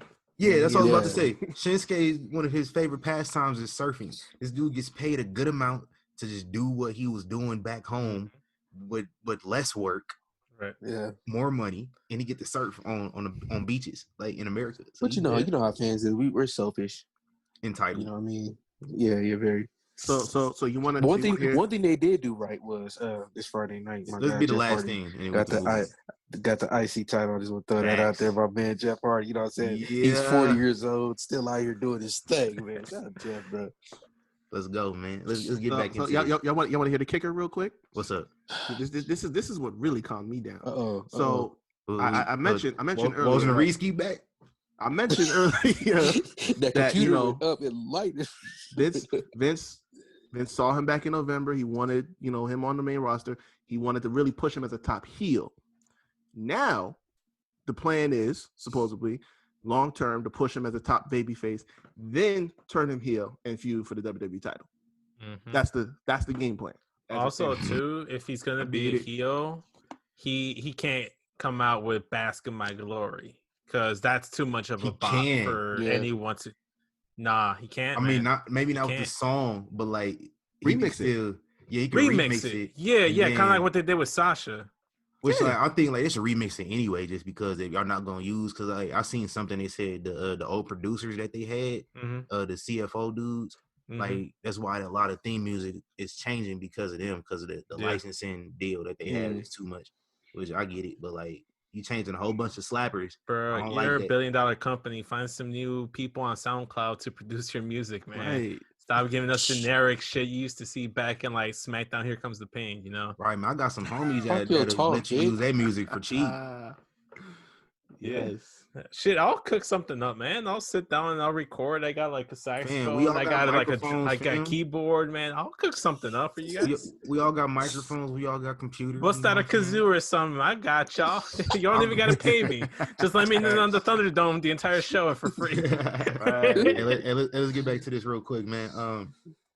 Next up after that, Montez Ford beat Angel Garza, and it looks like we finally could be getting this partnership between him and Andrade out of the way. It's long overdue that they go their separate ways. That tag team has done nothing since they've been together during this pandemic. I think they were together before the pandemic started, just right before it began. They haven't done a damn thing but lose multiple tag team matches since they've been. Damn shame. They lost tag team matches at the two biggest shows of the year. So no more of them. They got to go their separate ways. They're much better on their own. So it looks like we could be getting that soon. The chick that Angel Garza was flirting with, she ain't loyal. These hoes ain't loyal. She out here, Ivar came out in the middle of the match and took her backstage. Like, with the whole turkey leg, that's all he had to do. Just bust out a turkey leg. That's all I gotta do for her is a turkey leg? Shit, that's all girls want, man. Here's what I don't. Here's what struck me the wrong way though. It was like, man, Angel Garza is this Lothario, Wandissimo from the Fairly Odd Parents. You feel me? Yeah. Like, second Fairly Odd Parents reference. Yo, shout out to let's give Fairly Odd Parents their flowers right now. Yes. Shout out to my boy Timmy. Large Turner. fries, chocolate shake. For real, you know what I'm saying? But he a handsome guy. He get any woman he want. You shouldn't be tripping over a chick that can get enticed by a turkey leg from this big greasy Viking. Like, move on, bro. You got Charlie. You good. Bro, Big Boy season's coming up. That's what that is. Big Boy season coming up. That's what she's trying to do. That's what that is. She do that for a turkey leg. Imagine I'm like, yo, for a steak. He doing this whole thing like, my dude, you just got married, dog. Hey. It's too early for this shit. Hey, man. Hey, man, Ivar, man, he embodied that Chingy lyric, give me what you got for a pork chop. And I think, I throw something too. I say too, I think it's funny how everybody say, oh, Ivar's a cute one and Eric ain't good. But Eric about to have a baby right now and he married. So, right. Y'all say that, but. And he married Sarah Logan? Yeah, Sarah Logan. Yeah, he doing work. Yeah. She all right. Hey man, let's get back into this, man. I think Montez Ford and Bianca Belair are the new Zelina and Aleister Black, where they just appear in back-to-back segments. Like earlier in the pandemic, it was like Aleister Black would come on TV and then his wife would be in her segment right afterwards. So now they're doing the same thing with Montez and Bianca, because we got Bianca Belair and the Riot Squad beat Zelina Vega and the Iconics. It was kind of meh, considering Bianca like trespassing to Zelina's home 2 weeks ago, and now they just it was really kind of just anticlimactic. I'm happy to see Zelina wrestling too. Yes, about damn time. Give me more. Next up, Apollo Crews cheated to beat Lashley in an arm wrestling contest, and that pissed Lashley off so much he just started wrecking niggas in Raw Underground for like 3 segments. At some point in here, I don't have this in my notes just because I thought this was so fucking irrelevant. Whatever the hell with Mickie James and Natalya and Lana. No. Move on. Stop that, please. Skip. No, we already addressed it with the whole Nick Aldis stuff. Yeah. That was Piggy James 2.0. I don't ever want to see it again. Stop disrespecting Mickie. This is pissing me off. That's another Riq Rant. Well, I'm going to save it for next week. I'm going to wait and see what else they do first. If they do it again next week, which they probably will. Yeah, most likely. They might have a match at Payback. You want to know what's kind of low-key egregious? That like Natalya got the most women's wins of all time. Like she said that on Raw in character, and I was like, no way. And I went to go look it up. Look it up. It's a legitimate stat. Bro, she's been around for like 20 years, just like Randy. Of course, she's been around for 10 years. But it's like I didn't know she had that many matches in that time span like that. Like, nobody there. But that many wins. That many wins, which is crazy because she ain't win the title that many fucking times. So it's like, exactly, where all these wins come from? Tag matches, maybe. And you know what's really crazy? all this time, episode of SmackDown. Malik, was you there to SmackDown when Vince attacked? Not Vince, but KO attacked Vince. Yeah, I was there. Mm-hmm. Yeah. So you remember Naomi and Natalya had a match for the women's title on that show? Yep. This whole time, I could have swore Naomi won that match, and I went and looked at the card, and Natalya won that match. Really? Yes. So it's like, damn, Daddy winning all these matches. I think they just went back and changed everything in the record book. Exactly. I can't remember the last time I seen Natty win anything. Thank you. Let alone remember her wrestling at all. So that was, and what we talking about was 3 years ago. Yeah, but still. I don't remember nothing. I don't remember her winning this much 3 years ago. Like I know she was honestly champion. That's when Jinder Mahal was champion too. Only thing I really remember from that show is that Nakamura joke and Kairi Sane versus Shayna Baszler. Yeah, I remember Ronda coming in. Yeah, I remember Ronda coming in and getting booed by everybody in my section. And Ronda was cool though. Like Ronda brought that little girl. Like it was a little girl there that Ronda like literally came into the stands and grabbed her and like let her sit with her for the whole show ringside. That's dope. I thought that was dope. I was actually on that area where Ronda was at, and then like my whole section was booing her. Yeah. Oh yeah, she got booed for real. I don't know how it sounded elsewhere in the arena, but like on my side, I was joining in too because like I don't rock with Ronda, but like like Kairi Sane got hella pops, and I didn't know who the hell Kairi Sane was because I ain't gonna lie, I did not watch the Mae Young Challenge up until that. I watched it. Yeah. I knew who Shayna was. I knew like the 4 horsewomen of MMA. I knew all that, but like I didn't know who the hell Kairi Sane was.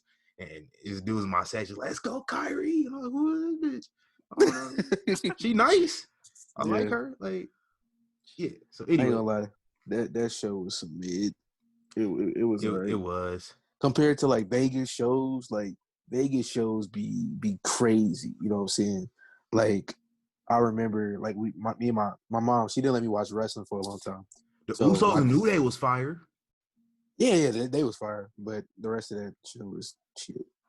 But I remember, like, my dad made me lie to my mom to go to one of those shows one time. And that was right before, that was the episode before D-Generation X got back together. God damn. And I got to meet Shawn Michaels, too. So that was cool. Yeah. That's dope. Yeah. I just met Shawn Michaels on Twitter once. Hey. You met him. Shit. Oh, well. Hey, let's get back to this show, man. This is what we do all the time. Like, I've noticed we need to get out this habit. We need to get out this habit. But that's us, bro. We gotta let's touch back on this some more, man. Randy Orton and Keith Lee, they had a match. Went to DQ. because Drew McIntyre is fine after getting kicked in the head twice, and so like Radio was like, "All right then," and he punted him again later on. Cause like you ain't staying down, all right, dude, my nigga, all right, okay. They no selling this punt to hell. Yeah, and thing, like, punt, like they would be going for. I tweeted this last night, and I was like, bro, Randy Orton's finisher has been no-sold into oblivion over the last 7 days that he had to do it 3 times to somebody. Like that's low-key ridiculous. Maybe he got arthritis in that knee or something. Oh no, yeah, he ain't getting them off like he used to. He needed to do some, you know what it is? His aim isn't what it used to, because he used to like hit dudes right in the skull. It looked like he legit hit him in the back of the head. Now you can tell he's hitting them in the shoulder, like on the chest, or and missing completely. So maybe it's like on he was really hurt. The hashtag leg slap. Leg slap. But they announced Randy Orton facing Keith Lee on Sunday, as we talked about. So can't wait for that one. Asuka finally got a clean win as Raw Women's Champion in like 8 defenses over the last few months against Sasha Bailey. Excuse me, not Sasha Bailey, but just Sasha Banks. Sasha Bailey, you might as well. Sasha Bailey. Sasha tapped out 2 nights in a row. That's tough. Like I said, we're gonna wait on it because Bailey was tapping out too. So it is what it is. But we got more dissension between them. We could talk about that more later. They got to defend the tag titles this Sunday, so shit might hit the fan. And in the main event, we got Seth Rollins and Buddy Murphy versus the Mysterios. They did a double 619 again. That was dope. I think Dominic did another frog splash. He was getting his moves in. Looking real good, hitting Hurricane Ranas and all that jazz. My guy looking nice. That one went to no contest following interference from Retribution. And I sent y'all the tweet earlier. The internet did some investigative work again, and it looks like might have an idea who these members are, man. Caden Carter, Mia Yim, Shane Thorne, Dominic Dijakovic, Dio Madden, and Chelsea Green. What do y'all think about that? I said it was Dio right after it went off the air. I'm like, yo, that's definitely Dio Madden. You could tell like the stature, like you could clearly see he got some dreads back there. Like that's definitely Dio Madden. Locks. Yeah, locks. I'm gonna say we still haven't seen who the real members are. Maybe Dijakovic, maybe Chelsea Green. Some names that have been floated around consistently. But you saw on SmackDown, there's like 20 of them motherfuckers attacking Braun. Yeah. So we don't even know how many there really is. We don't know how many men or women are there. They've been saying that's what makes it more intriguing. That's what makes it intriguing. I'm with it. That's kind of cool. But will they lose their mystique and their intrigue once they start revealing faces? I've been saying this, and I called this on our Raw recap yesterday when we were recording. I think this is leading to a Retribution versus WWE Survivor Series elimination match where, like, the losers have to reveal themselves afterwards or something. So that's what I'm thinking. That would be the only thing I don't like about Retribution is, like, I don't trust him to do that for the next 3 months and make us not lose interest in it. I mean, they did it with the Nexus at SummerSlam, but hopefully this time there's no John Cena to bury them. So I think they'll be okay. Only problem with like large groups like that is just I feel like people will get lost.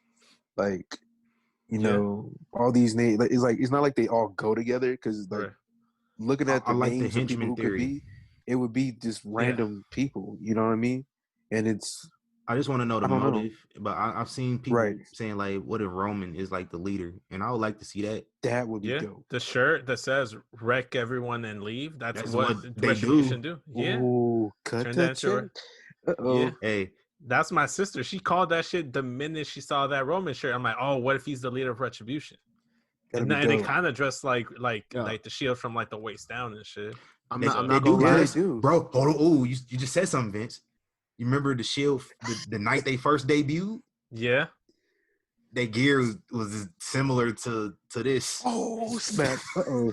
And you know what? I also on the podcast, me and my co-host Katie, we were talking about why didn't they attack Seth Rollins and Buddy Murphy? Maybe Seth's the one behind it. Well, we kind of threw. They haven't attacked the Miz either.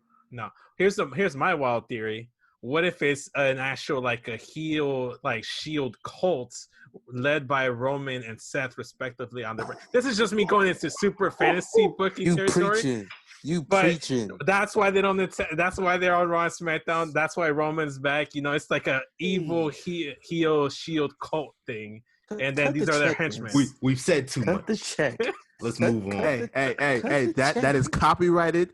That will not be stolen, or we will be suing the shit out of y'all. Y'all can use it. Y'all can use it. Mr. Pritchard. Nobody else. I know you listening. Yeah. You know what I mean? Yeah. At least let me in on the Thunderdome if you're gonna steal my ideas. Right. At least let me do that. Don't let me knock in there after y'all send me an invite. Like we know his name is Vince. We know his name is Vince. Right. That don't mean you gonna just straight up take it, Vince, without giving Vince his credit.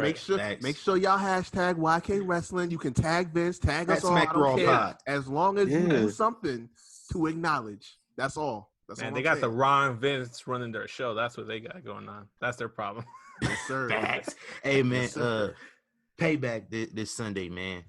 Let's get into this, knock these out, these predictions. There's only 4 matches announced, but so we're gonna switch it up a little bit later on, just when I get through these. But let's kick it off, man, for the women's tag team titles.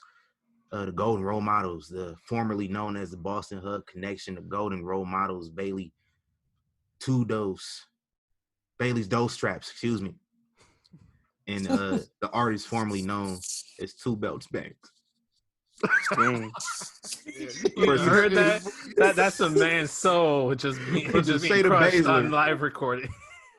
Versus Shayna Baszler and Nia Jax, man. Who y'all got for this one?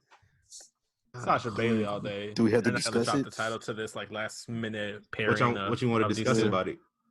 I was gonna say, like, is that even a question? Like, of course, Bayley and Sasha gonna win. I don't know. I think they're gonna lose and they just break up after that. Too soon. I don't like the pairing of Shayna and Nia at all. I don't either. It's making me very angry.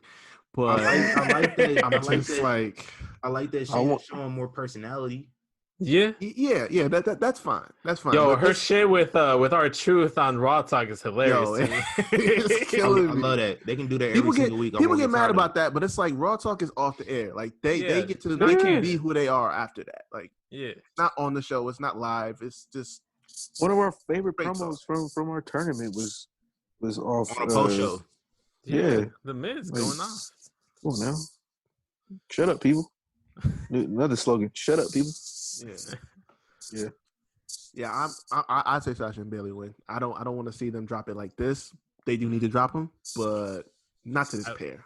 I will say this: if they do get the titles, it'll be a short reign, and then they'll get the titles right back. And I think the rightful people will take the titles off of the Golden Riot Squad. Yes, TC for sure. That's who I think they should take the titles off of them. They're the only legit team right now that hasn't had those titles. Makes sense. For the sake of the storyline, I don't know what they're doing with Shayna and Nia Jax. I think it might be a short-lived thing. I think they won't be able to coexist as much as they kind of make it seem like they could be able to. And I wish they got some more Raw undergrounds. Real quick, I don't like how they insinuated that Nia pulled some favors to get unsuspended. I don't think that what's his fucking name is into Big Girls. But no, I think he meant like Rock, her cousin, pulling favors to sweet talk the people up above. Yeah, but they did insinuate that, and Nia was like, "Who do you think I am?" Yeah, I'm like, nah. What? I forget what his fucking name is. I don't think he do Pat Buck. Pat, yeah. I don't think he with it like that. Especially because you beat him up on TV once already. Like he's right, he don't rock with you no more. Well, so we all on the role models in. Yeah.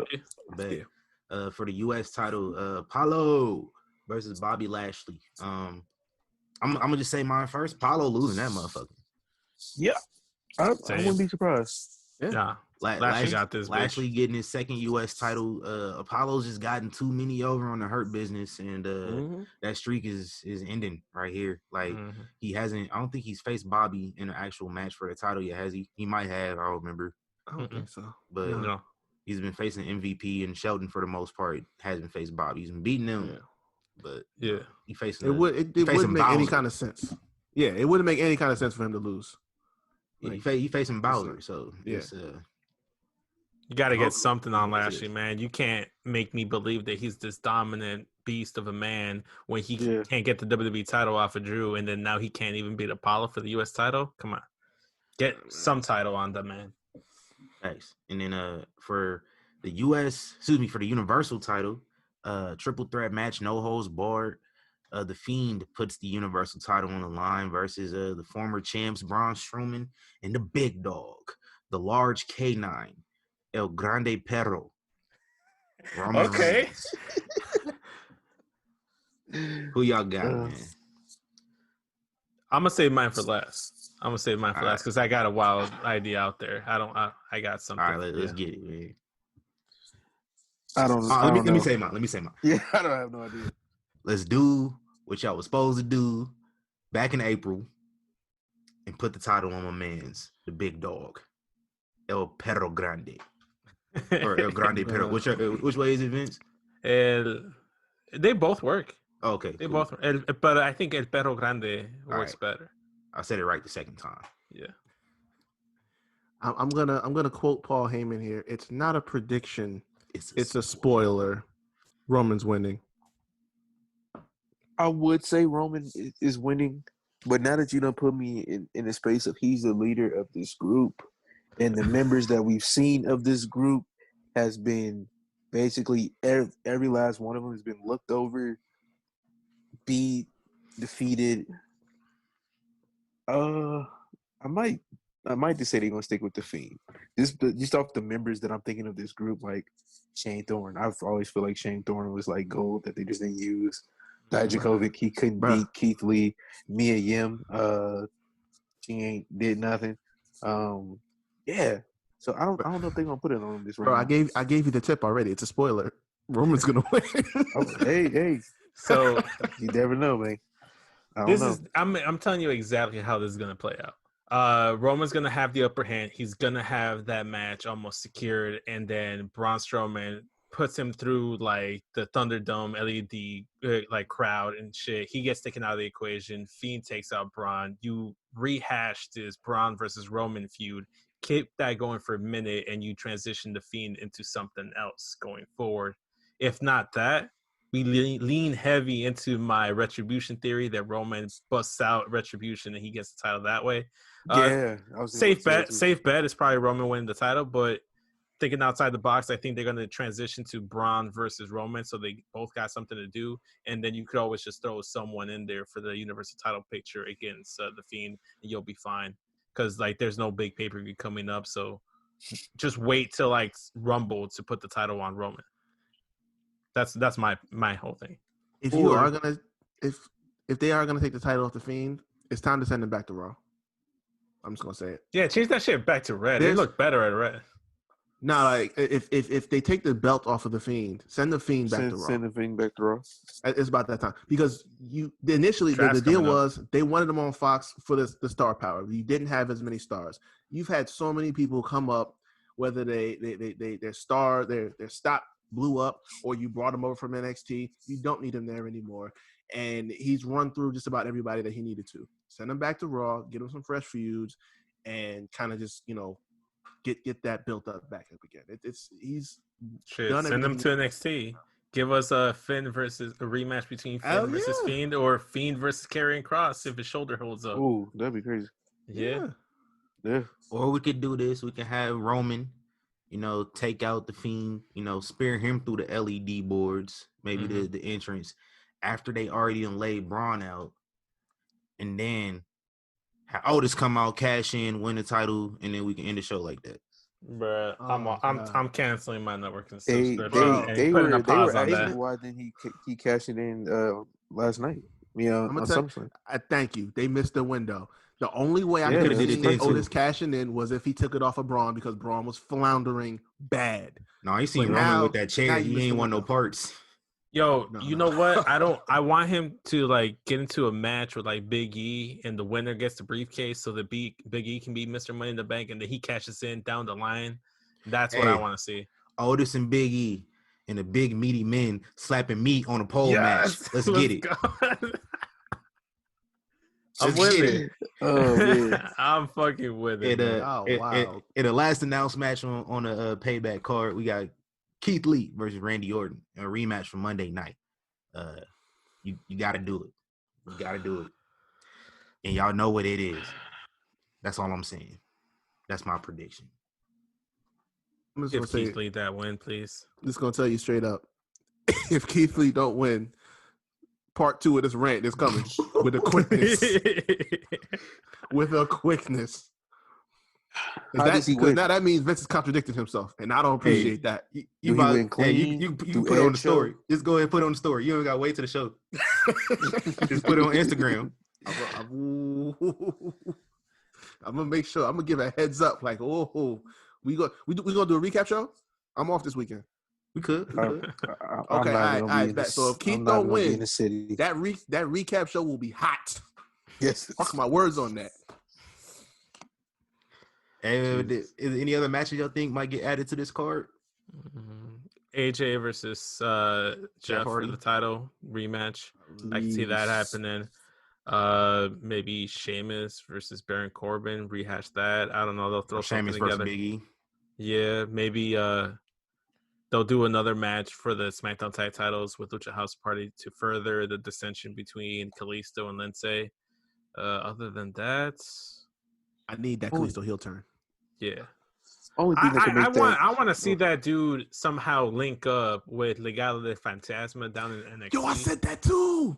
Bro, tell me why I said that shit. Where the fuck I said that shit on the Takeover recap, and everybody's like, "No, that shit's stupid." I'm like, "Man, no, yeah, shut up. Yeah, that whole trio is so lit right now. That the only thing that makes me mad is they take his mask off though. I don't think so. Ooh, I don't know. I guess mask off. He the leader. I guess to fit in, he would kind of have to, but yeah. I mean, it looks like he's a good-looking guy based off of his IG posts. Shit, I wouldn't know. He be unmasked on IG? Nah, but he be doing that cheap shit where he just be putting like an emoji. Oh, like his Ray. hand over his he do shit like Ray. Yeah, Ray doing like. I don't know why Ray still in front of his face. You ever see Dominic? You ever see Dominic's Instagram? Yeah. Yes. He doesn't hide it at all. It's just Ray with sunglasses on. Just like, hey, we know that's you. Yeah. No, but I the love thing is, that. hold on. I'm sorry. We know what Ray looked like too. Exactly. Yeah, we've been there. Like, we can go find a network up. I can go watch Rey Mysterio without a mask on. Yeah, but like I love that faction. The three of them. The only thing I don't like is it's like they don't spotlight the title enough. Like we get it. Takeover is limited to 5 matches, but y'all could find some space to put a cruiserweight title match in there. It'd be on 205 Live. Man, yeah, bro. Yeah, they be a big force on 205 Live. I don't be watching, but I be hearing the rumblings and shit. You know what?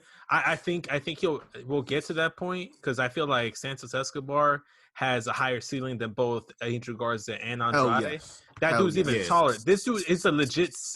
What is he like? 5'11" or like Santos Escobar is exactly what they wanted Del Rio to be years ago.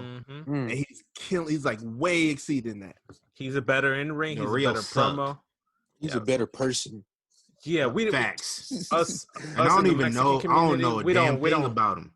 We don't claim Del Rio, man. We don't claim Del Rio. Trust me, we don't. Man, hey, who the Black Del Rio? Dream. I mean, Patrick. Like, not even in wrestling, just in general. It's tough. Herman. Oh, rest in peace, Herman. Oh, don't rest in peace, Herman. Whoa. Whoa. Right now, it feels like it's either Booker T or Mike Henry out here saying some outlandish things. Oh, we met both of them at the same time. We can't say nothing bad about them. Yeah, looks good. Yo, man, they're wild. Look is good at my card. But Mark Henry said I was handsome. He good with me. No, but for the cruiserweight title, one thing I've been waiting for years now, for like years I've been saying this, would be a perfect ladder match. Like a nice little 8-man ladder match and let them guys just destroy the show. I think that would boost, the popularity of the title even more. But that's something they could have did back in the day when they had everybody. When they had like Rich Swann, Cedric, it was Buddy Murphy, perfect. Tony Nese, I think they can Drew still Goulet. do it now. Yeah, I think they could do it now. All they main guys is gone. Like Ali, Buddy Murphy, Drew Gulak, they on Raw or SmackDown. I felt like but they was still building, got players. I felt like they was building towards like Escobar versus Swerve. Like, what happened with that? They're still doing that. They're still doing it on NXT. Yeah. They dropped Drake Maverick versus Escobar clean out the water. They just said we're not doing that no more. I don't know why. Like, but see, you still got players. So look, you got Maverick, you got Swerve, you got Escobar. You can throw in the Cameron Grimes, who was one of the X Division guys over at Impact Wrestling. Exactly. You got Tony Nese still just trying to be a gatekeeper, but lose to everybody in the process. Like, I ain't gonna lie. Cameron Grimes sold me after TakeOver. I've been on the fence about him for the longest. I've been on the hype train for a minute now. He's going straight to the top. I tweeted something really controversial during the ladder match, and they was trying to get me, and I had to double down on it because I agreed. I will tell y'all afterwards, just because you know. Hey, they were gonna go ahead like that? Yeah, they tried to. They tried to. I was just like, y'all not about to get me to delete this, and just like kind of blew over after like 10 minutes. But that's what you got to do. You can't you just got to you got to do that. Like, you tweet some bullshit, even if it's like you stand by it, a strong opinion, and I stand by my opinion. It was very controversial. Some people I think will understand. Some people I understand if they don't. But I said what I said. You just told a man to rest in piss, so I don't think it gets much worse than that. But this ain't the typical man I say to rest in piss though, Malik. Come on. Still, bro. Rest in piss. Those some harsh words, man. It don't get much worse than that, bro. Cold, bro. Super cold-blooded, man. I think it's justifiable to say that towards somebody that didn't have your best interests at heart. That's all I'm saying. He didn't have my best interest at heart as a politician. Oh my God. So fair point. So there we go. With that being said, we can close the show out on that one. Man said I tweeted something controversial. They just told a man to rest. Put that on the shirt, man. Rest in piss. On the show. What type of logic is this, TC? Yo, whoa, man, your boy wilding over here. That's what you get on the Young Kings Wrestling Podcast, man. I'm with it, man. TC Fontaine, this Malik must Ricks. be vicious, man. It wasn't vicious. It was just kind of like, hold on, fam. What you want to say it on me? What you talking about, man? I don't feel like all right. After that. But it involved Patrick. That's all I'm saying. Oh yeah. So, that's why I don't feel bad about it. That's why I was doubling down on it. It involved Patrick. Okay. Young King Wrestling Podcast, man. I'm TC Fontaine, Malik Ricks, Riq Havoc. Yes, sir. Guest Vince Delgado, man. Vince, man, where can they find you at? Plug the Smack Raw. Say everything that you're supposed to say when you on other people's shows. For sure. Well, obviously, you guys can go ahead and find us on YouTube and Patreon /SmackRaw Podcast. But also, want to give myself a nice little pat on the back. I brought back my own podcast, the Straight Talk Podcast, where we talk basketball, wrestling, anime, music, gaming, all that other shit, like variety podcasts. I'm actually going to be dropping a Pokemon, like Wrestlers Ask Pokemon Trainers with Matt Ritter. So sneak peek for that. Look up at SES Vince everywhere. YouTube, Linktree, capital SES, lowercase Vince, all one word. Find all my stuff. Follow me on social media. I love chatting with everybody. So go ahead and check out my new venture. I just dropped a new episode on Monday on Kobe Day. We dropped our favorite Kobe memories, recap the draft. Hey, I should have had me on that. Yeah, hey, you know what? We gonna link on that one. I'm a Laker fan 21 years in, man. You supposed to have me on that one. Yeah, you know what? I missed the boat on that, but we'll get to you. We'll get to you for sure. I loved all. I gotta get all y'all on there. We can compromise like this. When the Lakers win this championship, I'm going on the victory tour on your show. I'm going back on the Havoc Hour. Yeah. Young Kings Wrestling is gonna be nothing but a Lakers show. We ain't even gonna be talking about I'm square with circle I'm on cool. this. I'm cool with it. This is for sure. Hey, Riq, man, where can they find you at, man? Y'all know the deal. At Riq Havoc 24 at the Havoc Hour. I will be bringing some new content because we got plenty to talk about. So catch me on YouTube, Spotify, Anchor, wherever you get into your podcast. Got new content coming this week, and of course, y'all are welcome to join me. So catch me on there. Malik, man, what's up? Man, Malik.LV, 1 or 2 Ks. They both me. Ball dogs, bruh. Get us to 50,000, bro. We almost there. Shout out to ESPN once again. Yeah, that's pretty much it. YK Wrestling. Everywhere. Yeah, you can just like Malik, you can also follow me on Instagram, tc.fontaine. Just like Malik, you can follow me on Instagram, Malik.lv with 2 Ks. Follow me on there too, because I'll eventually buy this page off of this man. I will continue asking until that happens. So go ahead and follow him that way.